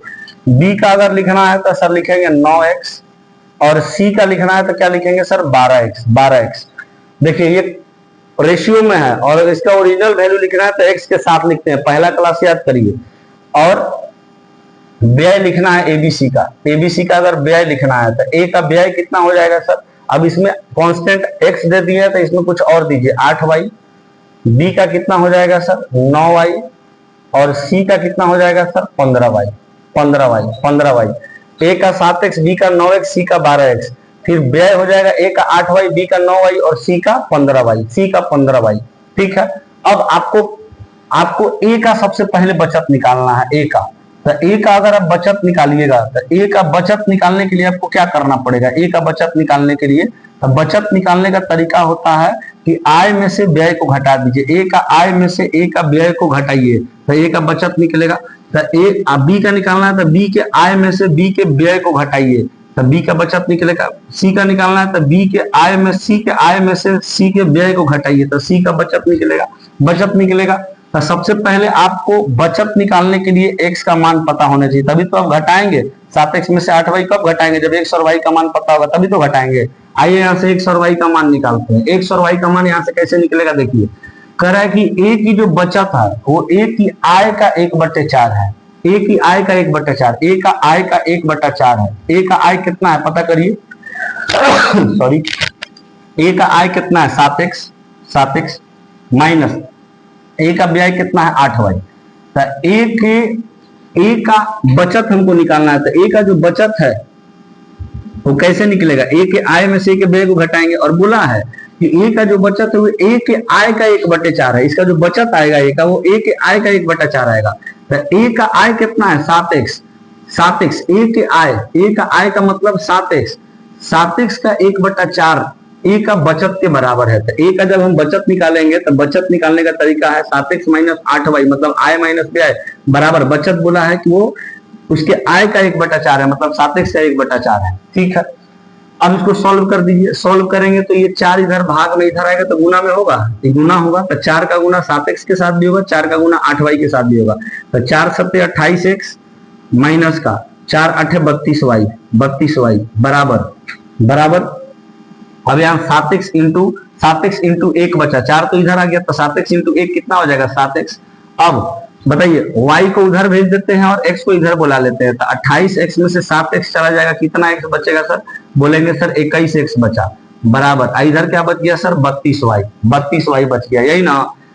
28x में से इधर से 7x आएगा तो घट जाएगा, 7x बचा 21x, और 32y उधर चल गया, माइनस में था तो प्लस में हो गया। अब यहां से यदि x और y का मान निकालना है, x इस टू y का मान निकाल सकते हैं। दो संख्या बराबर अनुपात इंटरचेंज हो जाता है, 32 इस टू कितना हो जाएगा सर 21, माने x का मान हो गया 32 और y का मान हो गया 21। अब यहां से आप निकाल सकते हैं x का मान 32 और y का मान 21। तो यहां से आइए a का बचत निकालिए पहले, a का बचत तो ए का बचत अगर आप निकालते हैं तो ए का बचत निकालने के लिए ए के आय में से ए के व्यय को घटाना पड़ेगा। ये आपको पता है कि ए का बचत जो है ए की आय का 1/4 है, 1/4 है। तो ए की आय आपको पता है कितनी है 7x, और इसका 1/4 जो है ए का क्या है बचत है, ए की बचत बराबर है ए की आय का 1/4। तो ए का बचत बराबर हो जाएगा ए की आय का 1/4। अब यहाँ से सॉल्व कर दीजिए, एक्स का मान कितना है 32, तो 7 इंटू का 32 इंटू का 1/4, 4 से कट जाएगा 8 बार में, और 8 से तो कितना हो जाएगा सर 56। तो ए की बचत कितनी निकल गई 56। अब निकालना है बी का बचत निकालिए, बी का बचत निकालिए सर। बी का बचत कैसे निकालेंगे, तो बी के आय में से बी के व्यय को घटाएंगे। बी का आय है 9x और बी का व्यय है 9y। 9x में से 9y को घटाएंगे, तनी सोचिए तो इन दोनों में कॉमन क्या है 9, तो 9 को बाहर निकाल देते हैं, अंदर क्या बचा x माइनस y, तो 9 इंटू का x माइनस वाई, मतलब 32 में से 21 घटा देंगे। 32 में से 21 घटा देंगे, कितना बचेगा 11। तो बोलेंगे सर 9 इंटू 11 कितना हो जाएगा 99। 99, अरे x के जगह हम रखे हैं सर 32 और y के जगह रखे हैं 21। तब 32 में से हमने कितना घटा दिया, 21 घटा दिया, तो कितना बचेगा 11 ही तो बचेगा। इधर 9 है तो 9 इंटू 11 कितना हो जाएगा 99। कितना आपको क्लियर हुआ? क्लियर हो गया सर। अब हम निकालने जा रहे हैं सी का बचत। सी का बचत, सी का बचत भी निकाल देंगे। तो सी का बचत के लिए क्या करेंगे, सी के आय में से सी के व्यय को घटाएंगे। 12x में से सी का आय में से सी का व्यय यानी 15y को घटाएंगे। चलिए यहाँ पर पुट कर लीजिए डायरेक्ट मान। x का मान कितना है 32 और y का मान कितना है 21। यहाँ पर डायरेक्ट मने मने पुट कर लिए थे, x का मान 32 और y का मान 21। आप डायरेक्ट मने मने पुट कर लीजिएगा यहाँ पर। अच्छा, अब इसको सॉल्व करिए तब बाबू। 12 दूना का 24 की 4 हाथ 2 बार 36 और 2 कितना हो जाएगा 38, माइनस 15 एकम 15 की 5 हार्सिन हो जाएगा कितना 1। अब 15 दूना 30 और 1 कितना हो जाएगा 31। 384 में से 315 घटाइए, 14 में से 5 जाएगा कितना बचेगा 9। आइए हो गया 7, 7 में से 1 जाएगा बचेगा 6 और ये आपका 3 से 3 कट जाएगा, मतलब 69 रुपया। सी का बचत 69 रुपया, बी का बचत 99 रुपया और ए का बचत हो गया 56 रुपया। 56 रुपया। अब हमसे यही ना पूछा था ए बी और सी का बचत निकालिए, तो ए बी सी का बचत हम निकालने जा रहे हैं। ए का बचत कितना हो गया सर 56, बी का बचत हो गया 99 और सी का बचत कितना हो गया सर 69। अब आप देख लीजिए, अगर कटता है तो काटिए, नहीं तो यही आपका आंसर हो जाएगा। आंसर कितना हो जाएगा सर 56:99:69। ऑप्शन नंबर कितने में लिखा हुआ है, ऑप्शन नंबर कितने में लिखा हुआ है मेरे भाई, ऑप्शन नंबर लिखा हुआ ए में, ऑप्शन नंबर ए में लिखा हुआ है 56:99:69। क्लियर है? एकदम क्लियर होना चाहिए, एकदम क्लियर होना चाहिए, कोई दिक्कत ही नहीं होना चाहिए मेरे भाई। बोल रहा है ए बी सी की आय का अनुपात 7:9:12 है, ए बी सी के व्यय का अनुपात 8:9:15 है। तो बताइए ए बी सी के बचत का अनुपात क्या होगा यदि ए की बचत बराबर है ए की आय के 1/4 के। ए की जो बचत है वो ए की आय का 1/4 है, ये हमसे बोला गया है। हमें पता है कि आय बराबर होता है व्यय प्लस बचत के। तब बचत अगर निकालना हो तो क्या करेंगे सर, आय में से व्यय को घटा देंगे, बचत निकल जाएगा। ठीक है, अब यहाँ पर सबसे पहले आय का हमको बचत का ओरिजिनल वैल्यू लाना है, तब ना उसके बाद उसको काटेंगे। और नहीं कटा तब ना ऐसे छोड़ दिए सिंपलेस्ट फॉर्म में, कटता तो इसको काटते। तो पहले हमको ओरिजिनल वैल्यू लाना था बचत का। तो ओरिजिनल वैल्यू लाने के लिए हमको आय भी सब ओरिजिनल लेना पड़ेगा और व्यय भी सब ओरिजिनल लेना पड़ेगा। तो आय और व्यय दोनों का ओरिजिनल मान लिए, एक कांस्टेंट शामिल किए, तो ओरिजिनल हो गया 7x 9x 12x। अब इसमें और दूसरा कांस्टेंट शामिल किए व्यय में 8y 9y 15y। ठीक है, इसके बाद अब यहां से हम लोग को बचत निकालने के लिए ए का बचत, बी का बचत और सी का बचत निकालने के लिए ए के आय में से बी के व्यय को घटाना पड़ेगा। सॉरी, ए के आय में से ए के व्यय को घटाना पड़ेगा। बी का निकालने के लिए बी के आय में से बी के व्यय को घटाना पड़ेगा और सी का बचत निकालने के लिए सी के आय में से सी के व्यय को घटाना पड़ेगा। तो घटाने के लिए सबसे पहले तो एक्स और वाई का वैल्यू चाहिए। तो यहाँ से हम एक्स और वाई का वैल्यू निकाले इस वाले डेटा से कि ए की बचत ए की आय का 1/4 है। यहाँ से हम वैल्यू निकाल दिए एक्स और वाई का 32:21। अब यहाँ पर बोला था ए का बचत ए की आय का 1/4 है, तो उस हिसाब से हम ए का बचत निकाल लिए। ऐसे भी निकाल सकते थे बचत कि ए का आय में से ए के व्यय को घटा देंगे, 7x - 8y। एक्स और वाई का मान पता था, यहाँ पुट करके हम इसको निकाल सकते थे। फिर बी का बचत निकाल दिए हम उसके आय में से व्यय को घटाकर, और सी का बचत निकाल दिए उसके आय में से व्यय को घटाकर, और बचत का रेशियो यहाँ पर बना दिए। कट नहीं रहा था इसीलिए छोड़ दिए, यही आंसर हो जाएगा। क्लियर है सर? एकदम क्लियर है, कोई दिक्कत ही नहीं होना चाहिए। ठीक है, आगे बढ़ेंगे और इस पर एक सवाल और है, उसको हम लोग देखते हैं। चलिए मिटाते हैं इसको और बात करेंगे सवाल नंबर 55 पर। इस टाइप पर एक सवाल अभी और है बाबू, ये सब बढ़िया बढ़िया क्वेश्चन है। ठीक है, इसीलिए थोड़ा सा अपना दिमाग इस पर आपको लगाना है।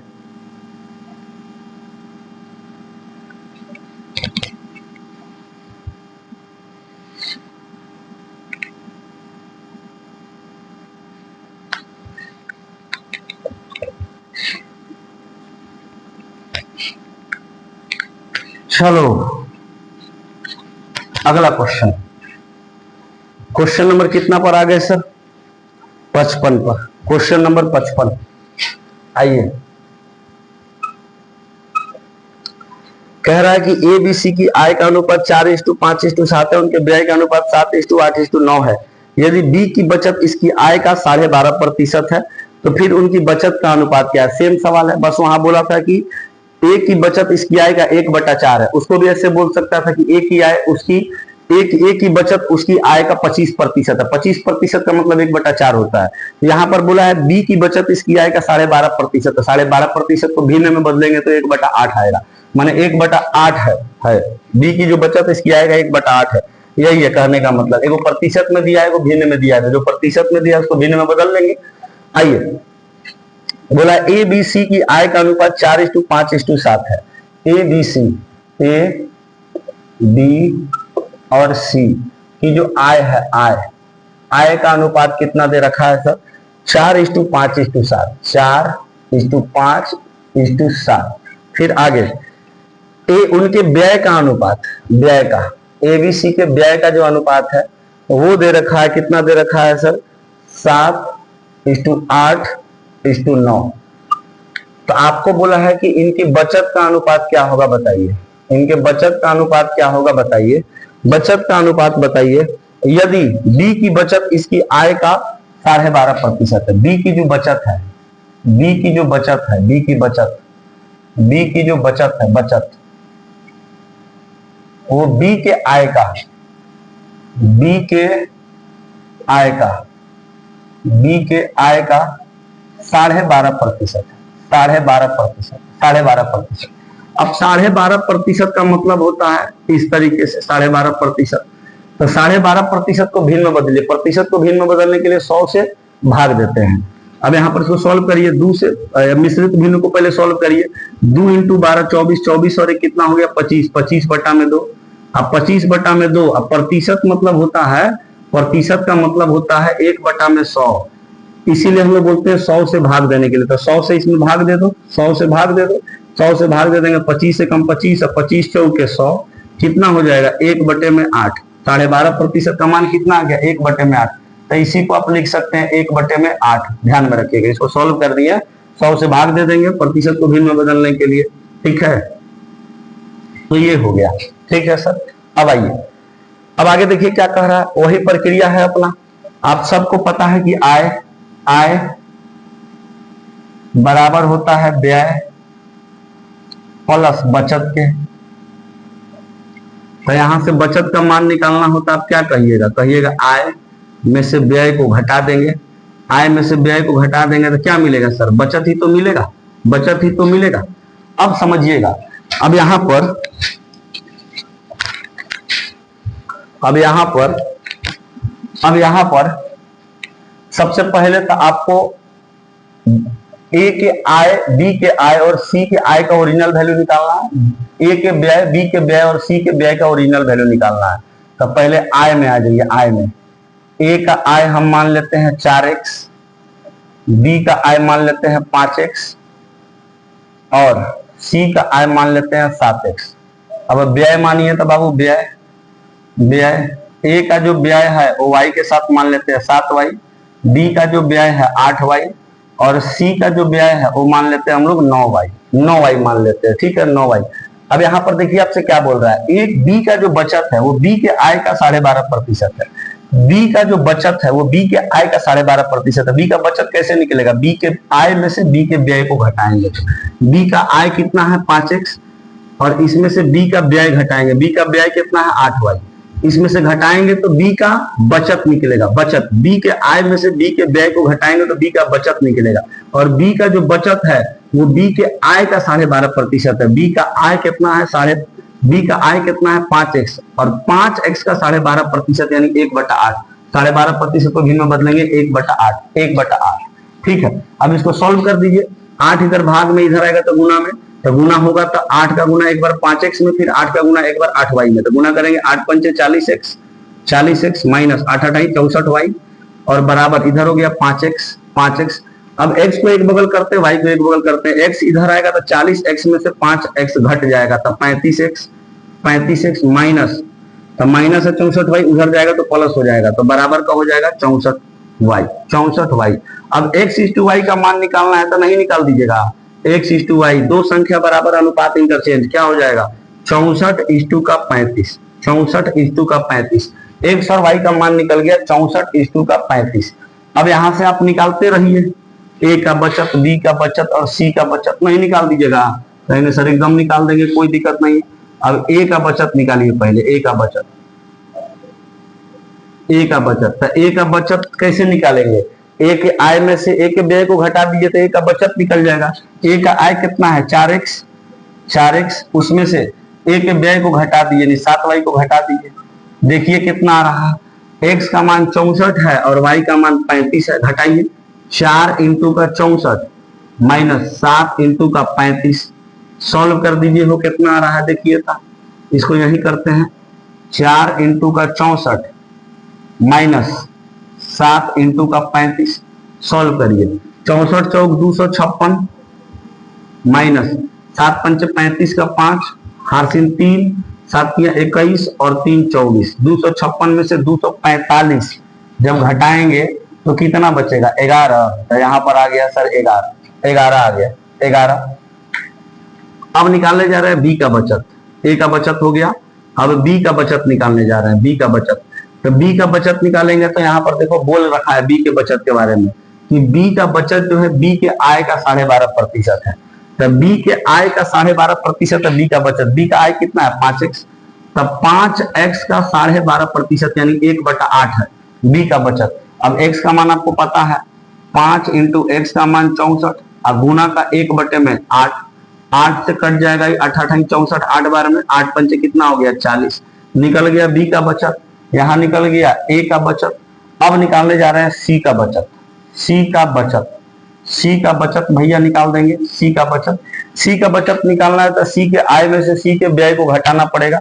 सी का आय है 7x और सी का जो व्यय है ये है 9y, घटा दीजिए इसमें से 7x, x का मान है 64 और y का मान कितना है सर, y का मान है 35, बना दीजिए, हो जाएगा 7 चौक 28 का 8, हारसिन 2, 7 छक्के 42, 42 और 2 हो जाएगा सर 44, माइनस 9 इंटू 35, 9 पंचे 45 का 5, हारसिन 4, 9 3 27 और 4 कितना हो जाएगा सर 27 और 4 31, सॉल्व कर दीजिए, 8 में से 5 जाएगा 3 बचेगा और फिर 4 में से 1 जाएगा 3 बचेगा और फिर 4 में से 3 जाएगा 1 बचेगा, 133, 133 सी का बचत है 133।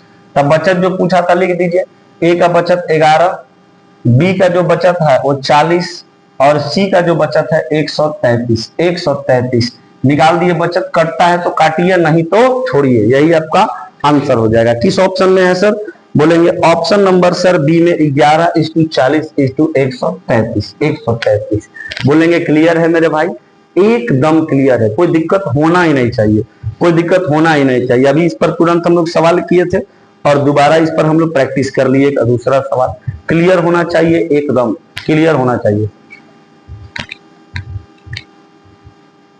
आगे बढ़ेंगे और अब बात करेंगे अगले सवाल पर, सवाल नंबर 56, सवाल नंबर 56 आ जाइए।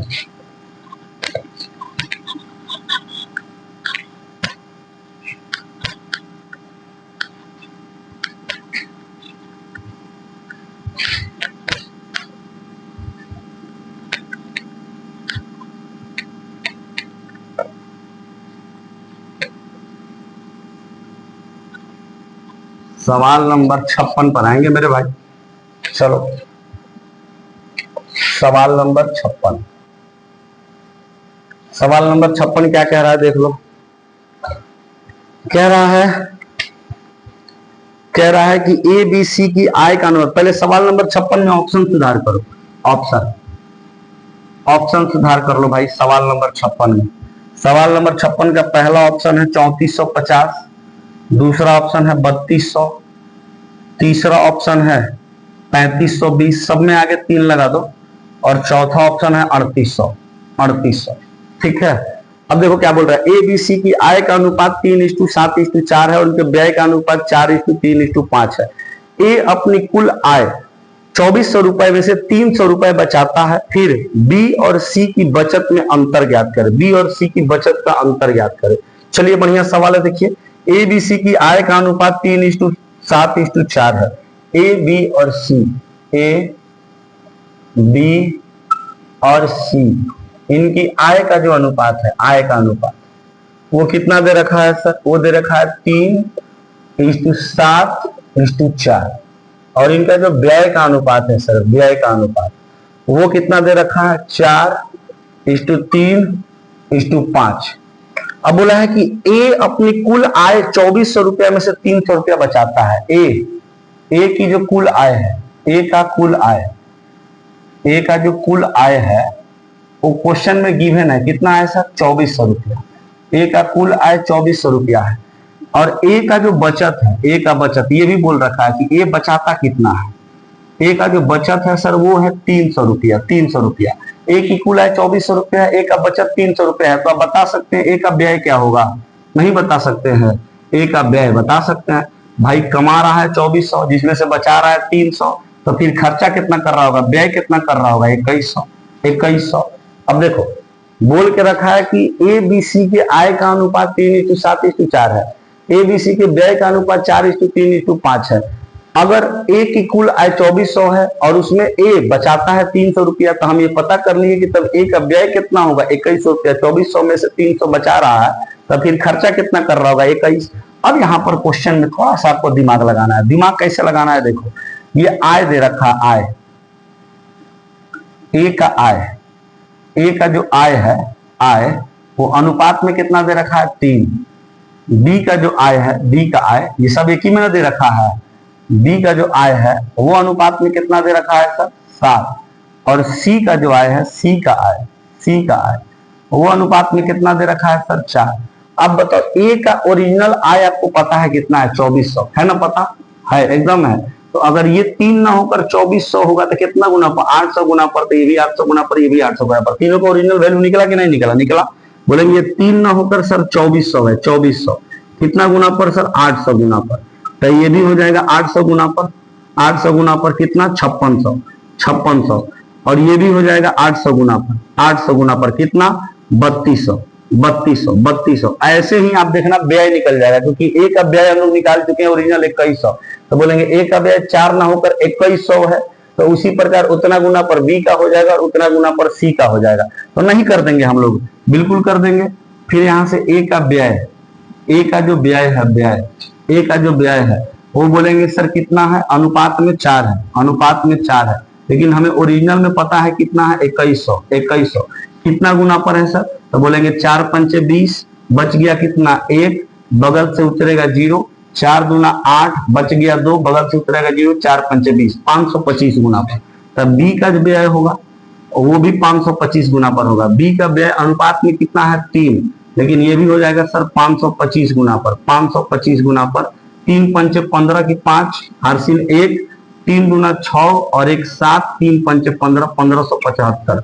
फिर उसी प्रकार सी का भी व्यय आप निकाल सकते हैं, सी का व्यय, सी का व्यय निकाल सकते हैं। सी का व्यय अनुपात में 5 है, लेकिन वर्चुअल में कितना हो जाएगा? 525 गुना पर। 50 25 की 5, हारसिन 2, 5 दूना 10, 10 और 2 कितना हो जाएगा? 12, हारसिन 1, 50 25 और 1 कितना हो जाएगा सर? 26, 2625 रुपया सी का व्यय हो गया। 2625 रुपया सी का व्यय हो गया, सी का व्यय हो गया। अब आपसे क्वेश्चन क्या पूछा? आपसे क्वेश्चन पूछा है, आपसे क्वेश्चन पूछा है सर कि बी और सी की बचत में अंतर क्या है? बी और सी की बचत में अंतर क्या है? तो बी और सी का बचत निकालना है, बी का और सी का, ये दोनों का बचत निकालना है। बचत कैसे निकलता है? आय में से व्यय को घटा दो तो बचत निकलेगा। तो बी का और सी का बचत निकालिए और बचत का अंतर निकालिए। आप ऑप्शन लिख लिए हैं, ऑप्शन लिख लिए ना? तो ऑप्शन लिख लिए, तब इधर आइए।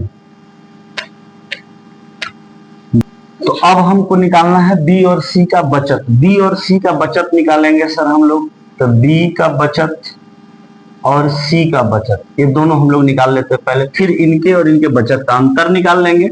बी का बचत और सी का बचत, सी का बचत। तो बी का बचत, बचत निकालने के लिए क्या करना पड़ता है? आय में से व्यय को घटाना है। तो बी का बचत निकालने के लिए बी के आय में से बी के व्यय को घटा देंगे। ठीक उसी प्रकार सी का बचत निकालने के लिए सी के आय में से सी के व्यय को घटा देंगे, पता चल जाएगा दोनों का बचत। बताइए तो बी का बचत कितना है? बी का जो बचत है, बी का बचत है वो कितना, सॉरी बी का जो आय है वो कितना है सर 5600। बी का जो आय है वो कितना है सर 5600 और बी का जो व्यय है वो कितना है सर 1575। 1575 घटाएंगे तो बी का बचत निकलेगा। फिर सी का आय कितना है, सी का आय है सर 3200। 3200 और सी का व्यय कितना है देख लीजिए 2625। 2625 और घटाएंगे तो इनका बचत निकाल जाएगा। और हमसे पूछा है दोनों के बचत का अंतर, निकाल दीजिए। यहाँ पर 0 10 में से 5 जाएगा 5 बचेगा, ठीक है। 9 में से 7 जाएगा 2 बचेगा। ये 5 और 5 0 हो गया, 5 में से 1 जाएगा 4 बचेगा, ठीक है। अब यहाँ पर सॉल्व करिए, 10 में से 5 जाएगा 5 बचेगा, ठीक है। 9 में से 2 जाएगा 7 बचेगा। ये 1 यानी 11 में से 6 जाएगा 5 बचेगा और ये 2 से 2 कट गया 575। बी का बचत हो गया 4025 और सी का बचत हो गया 575। और बोला आपसे क्वेश्चन में क्या है कि बी और सी के बचत का अंतर बताइए, तो बी और सी के बचत का अंतर हम लोग निकाल देंगे। निकालिए सर कितना आ रहा है इनका अंतर। 5 में से 5 जाएगा 0 बचेगा, 5 में से 5 जाएगा 0 बचेगा, यही ना बोला है। बी और सी के बचत का अंतर बताना है, तब 5 में से 5 जाएगा 0 बचेगा। फिर ये हो जाएगा 12 में से 7 जाएगा 5 बचेगा, ये हो गया 9 में से 5 जाएगा 4 बचेगा और ये हो गया 3। 3450 बी और सी के बचत का अंतर हो गया। बी और सी के बचत का अंतर हो गया। कितने नंबर ऑप्शन में लिखा हुआ है सर, ऑप्शन नंबर लिखा गया है ए में 3450। Option number A 3450। क्लियर है सर। ए का आय का अनुपात बी के व्यय का अनुपात दे दिया, ए और बी, ए बी सी के आय का अनुपात ए बी सी के व्यय का अनुपात दे दिया। ए की कुल आय दे रखी है क्वेश्चन में और कुल बचत दे रखा है, तो हमने वहां से निकाल लिया ए का कुल व्यय। अब हमें ए का अगर आय पता चल गया तो बी, ए का आय अगर गिवन है तो बी और सी का आय हम ऑटोमेटिक निकाल लेंगे, क्योंकि उतना उतना गुणा को कर देंगे। अगर ए का हमें व्यय पता है तो फिर हम लोग एक बी और सी का भी व्यय उतना उतना गुणा पर करके निकाल लेंगे। फिर हमको बी और सी का बचत का अंतर निकालना था, पहले बी और सी का बचत निकाल दिए। बी का बचत निकालने के लिए बी के आय में से बी के व्यय को घटा दिए, सी का बचत निकालने के लिए सी के आय में से सी के व्यय को घटा दिए। और उसके बाद दोनों का जब बचत निकल गया तो हमसे बोला था दोनों के बचत का अंतर बताइए, तो दोनों के बचत का अंतर बता दिए 3450। कोई दिक्कत हुआ सर? कोई दिक्कत नहीं, एकदम क्लियर, चकाचक। आगे बढ़ेंगे और अब बात करेंगे सवाल नंबर 57 पर। 57 पर आ जाएंगे सब लोग।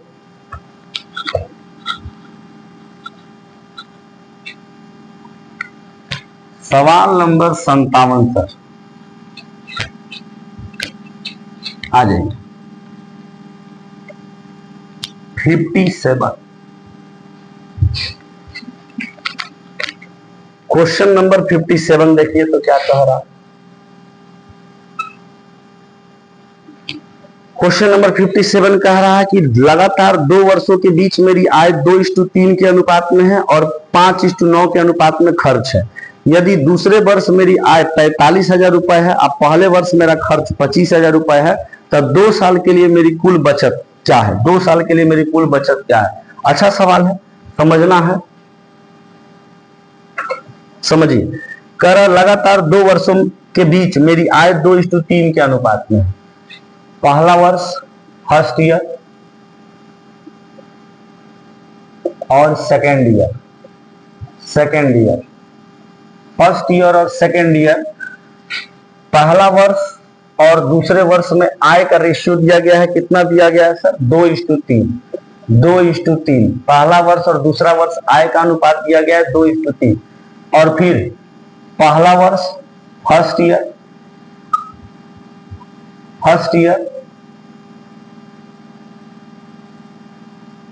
और सेकेंड ईयर,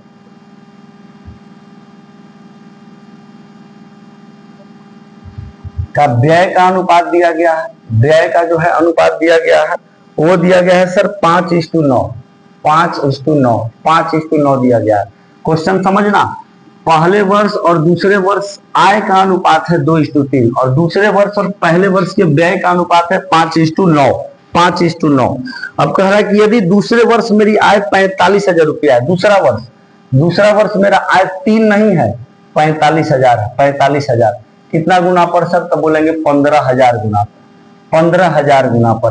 तो आपका जो अगर अगर यहाँ पर अनुपात में 3 है, तो बोल रहा है कि 3 नहीं 45,000 15,000 गुणा पर, तब पहले वर्ष भी आपकी आय 2 ना होकर 15,000 गुणा पर कितनी हो जाएगी मेरे भाई?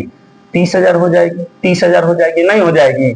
अगर आपकी आय 2 वर्षों में, आपकी आय का अनुपात 2:3 है, मतलब पहले वर्ष और दूसरे वर्ष की आपकी आय का अनुपात 2:3 है। इसमें से बोल रहा है कि यदि दूसरे वर्ष मेरी आय 45,000 है, तो 3 नहीं 45,000 15,000 गुणा पर, तो ठीक उसी प्रकार जो पहले वर्ष की आय होगी वो अनुपात में 2 ना होकर 15,000 गुणा पर 30,000 हो जाएगी। 30,000। आगे पढ़ो क्या कह रहा, कह रहा है कि यदि दूसरे वर्ष मेरी आय 45,000 रुपए है और पहले वर्ष मेरा खर्च 25,000 रुपया है। पहले वर्ष मेरा जो खर्च है यानी व्यय है वो 25,000 रुपया है। पहले वर्ष मेरा जो खर्च है वो 25,000 रुपया, अनुपात में 5 है, लेकिन ओरिजिनल में 25,000 रुपया है। कितना गुणा पर सर? तो बोलेंगे सर 5,000 गुणा पर। तो दूसरे वर्ष मेरा खर्च कितना होगा नहीं बता दीजिएगा? दूसरे वर्ष भी खर्च हो जाएगा 5,000 गुणा पर कितना? 45,000। 45,000 रुपया हो जाएगा सर, 45,000। 45,000 रुपया हो जाएगा। अब आपसे बोला क्या है? तो 2 साल के लिए मेरी कुल बचत, 2 साल में हमने टोटल कितना बचाया है ये हमको बताइए, ये हमको बताइए। अब बचत कैसे निकालते हैं? बचत क्या होता है? बचत क्या होता है सर?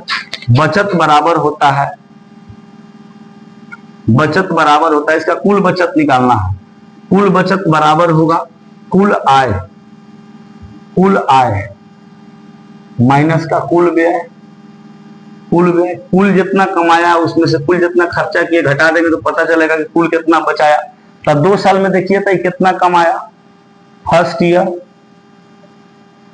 में कमाया है 30,000 रुपया और सेकेंड ईयर में कमाया है,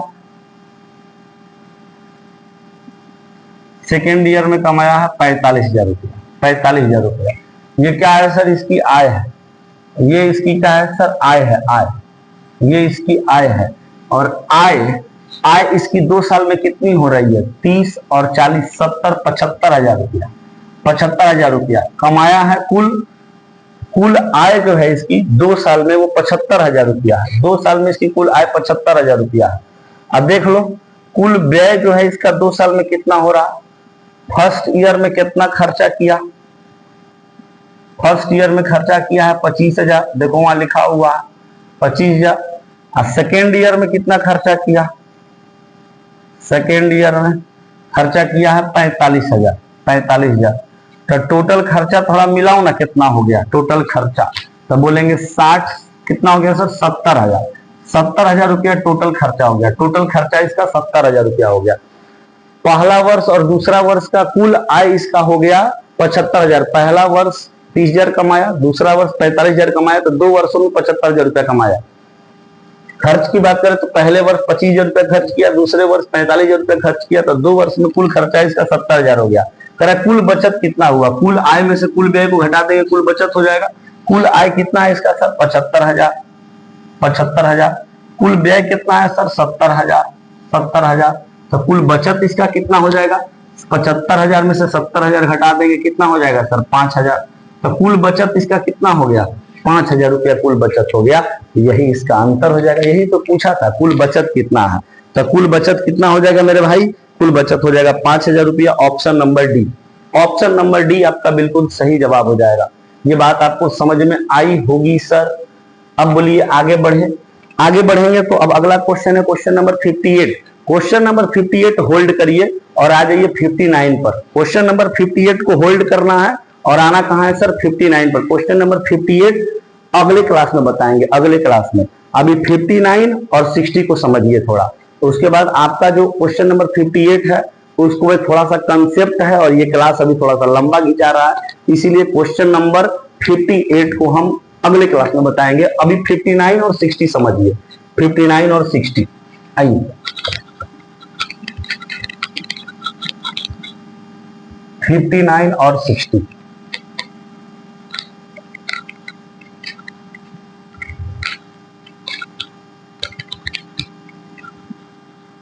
59 और 60 नंबर समझ लेना है।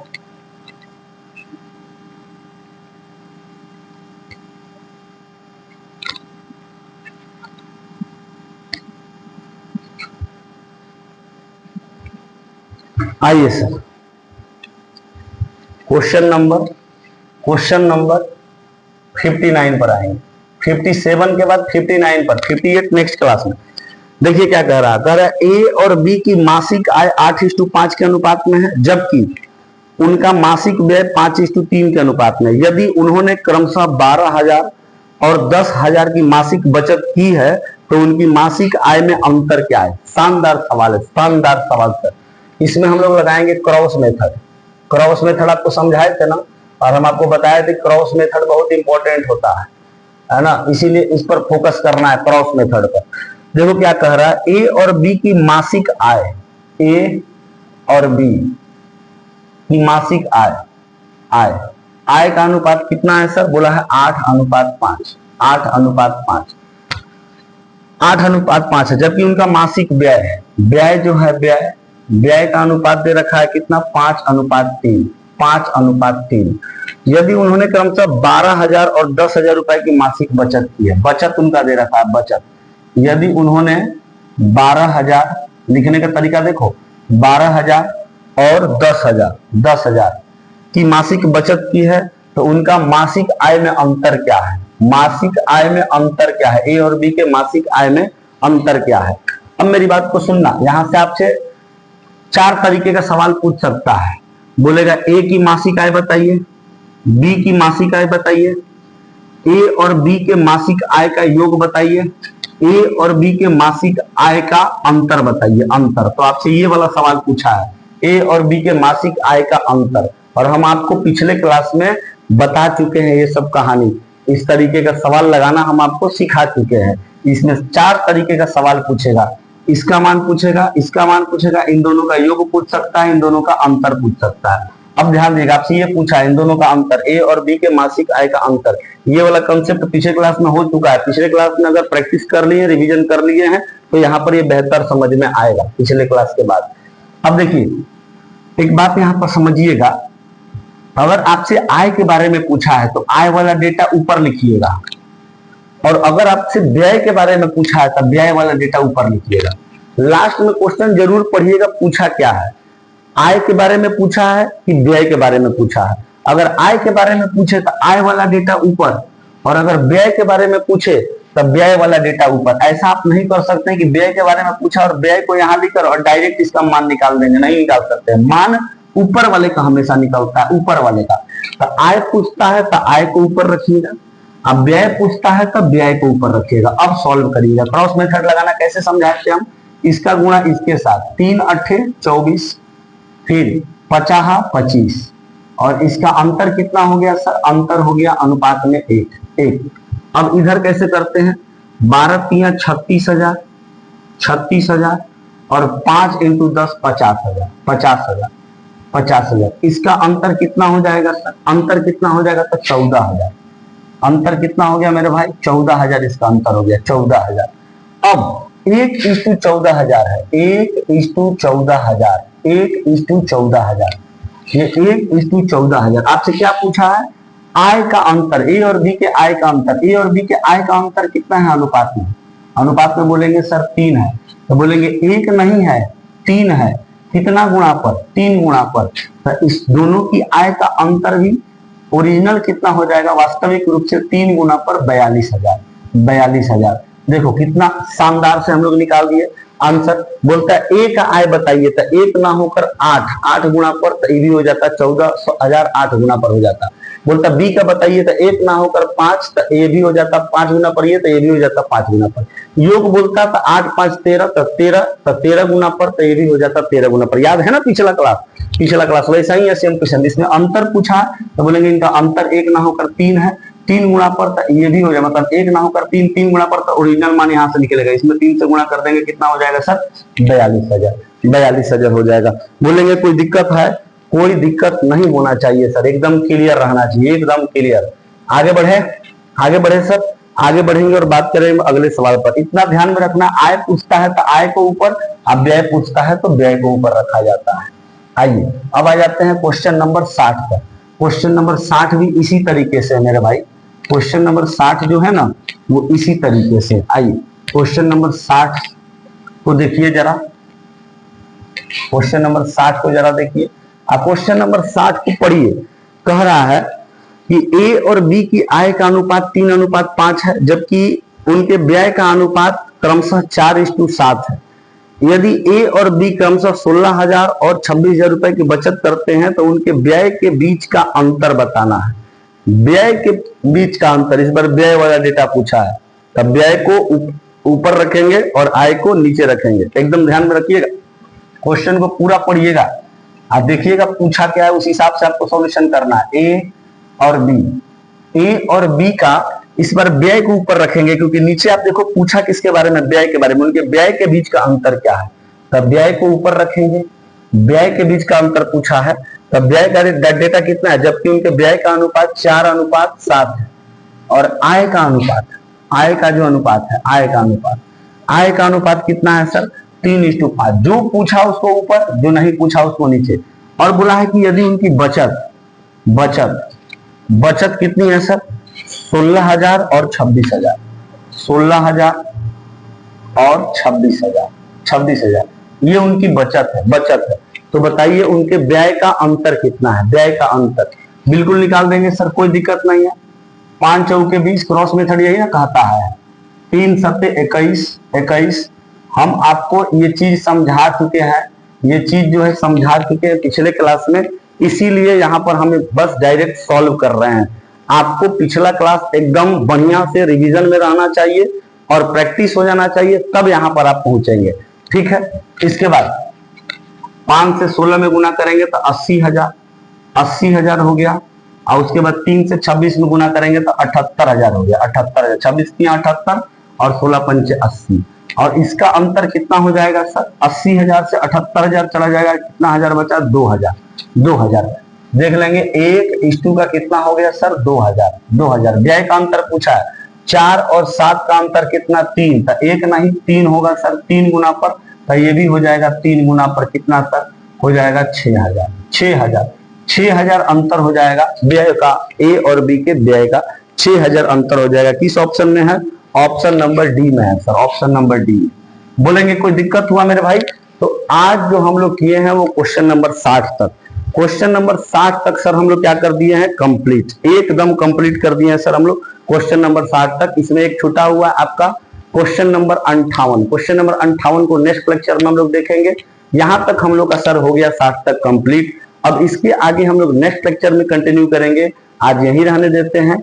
और हाँ, ध्यान रखिएगा कि कोई भी क्वेश्चन समझने के लिए थोड़ा सा उस पर टाइम देना है।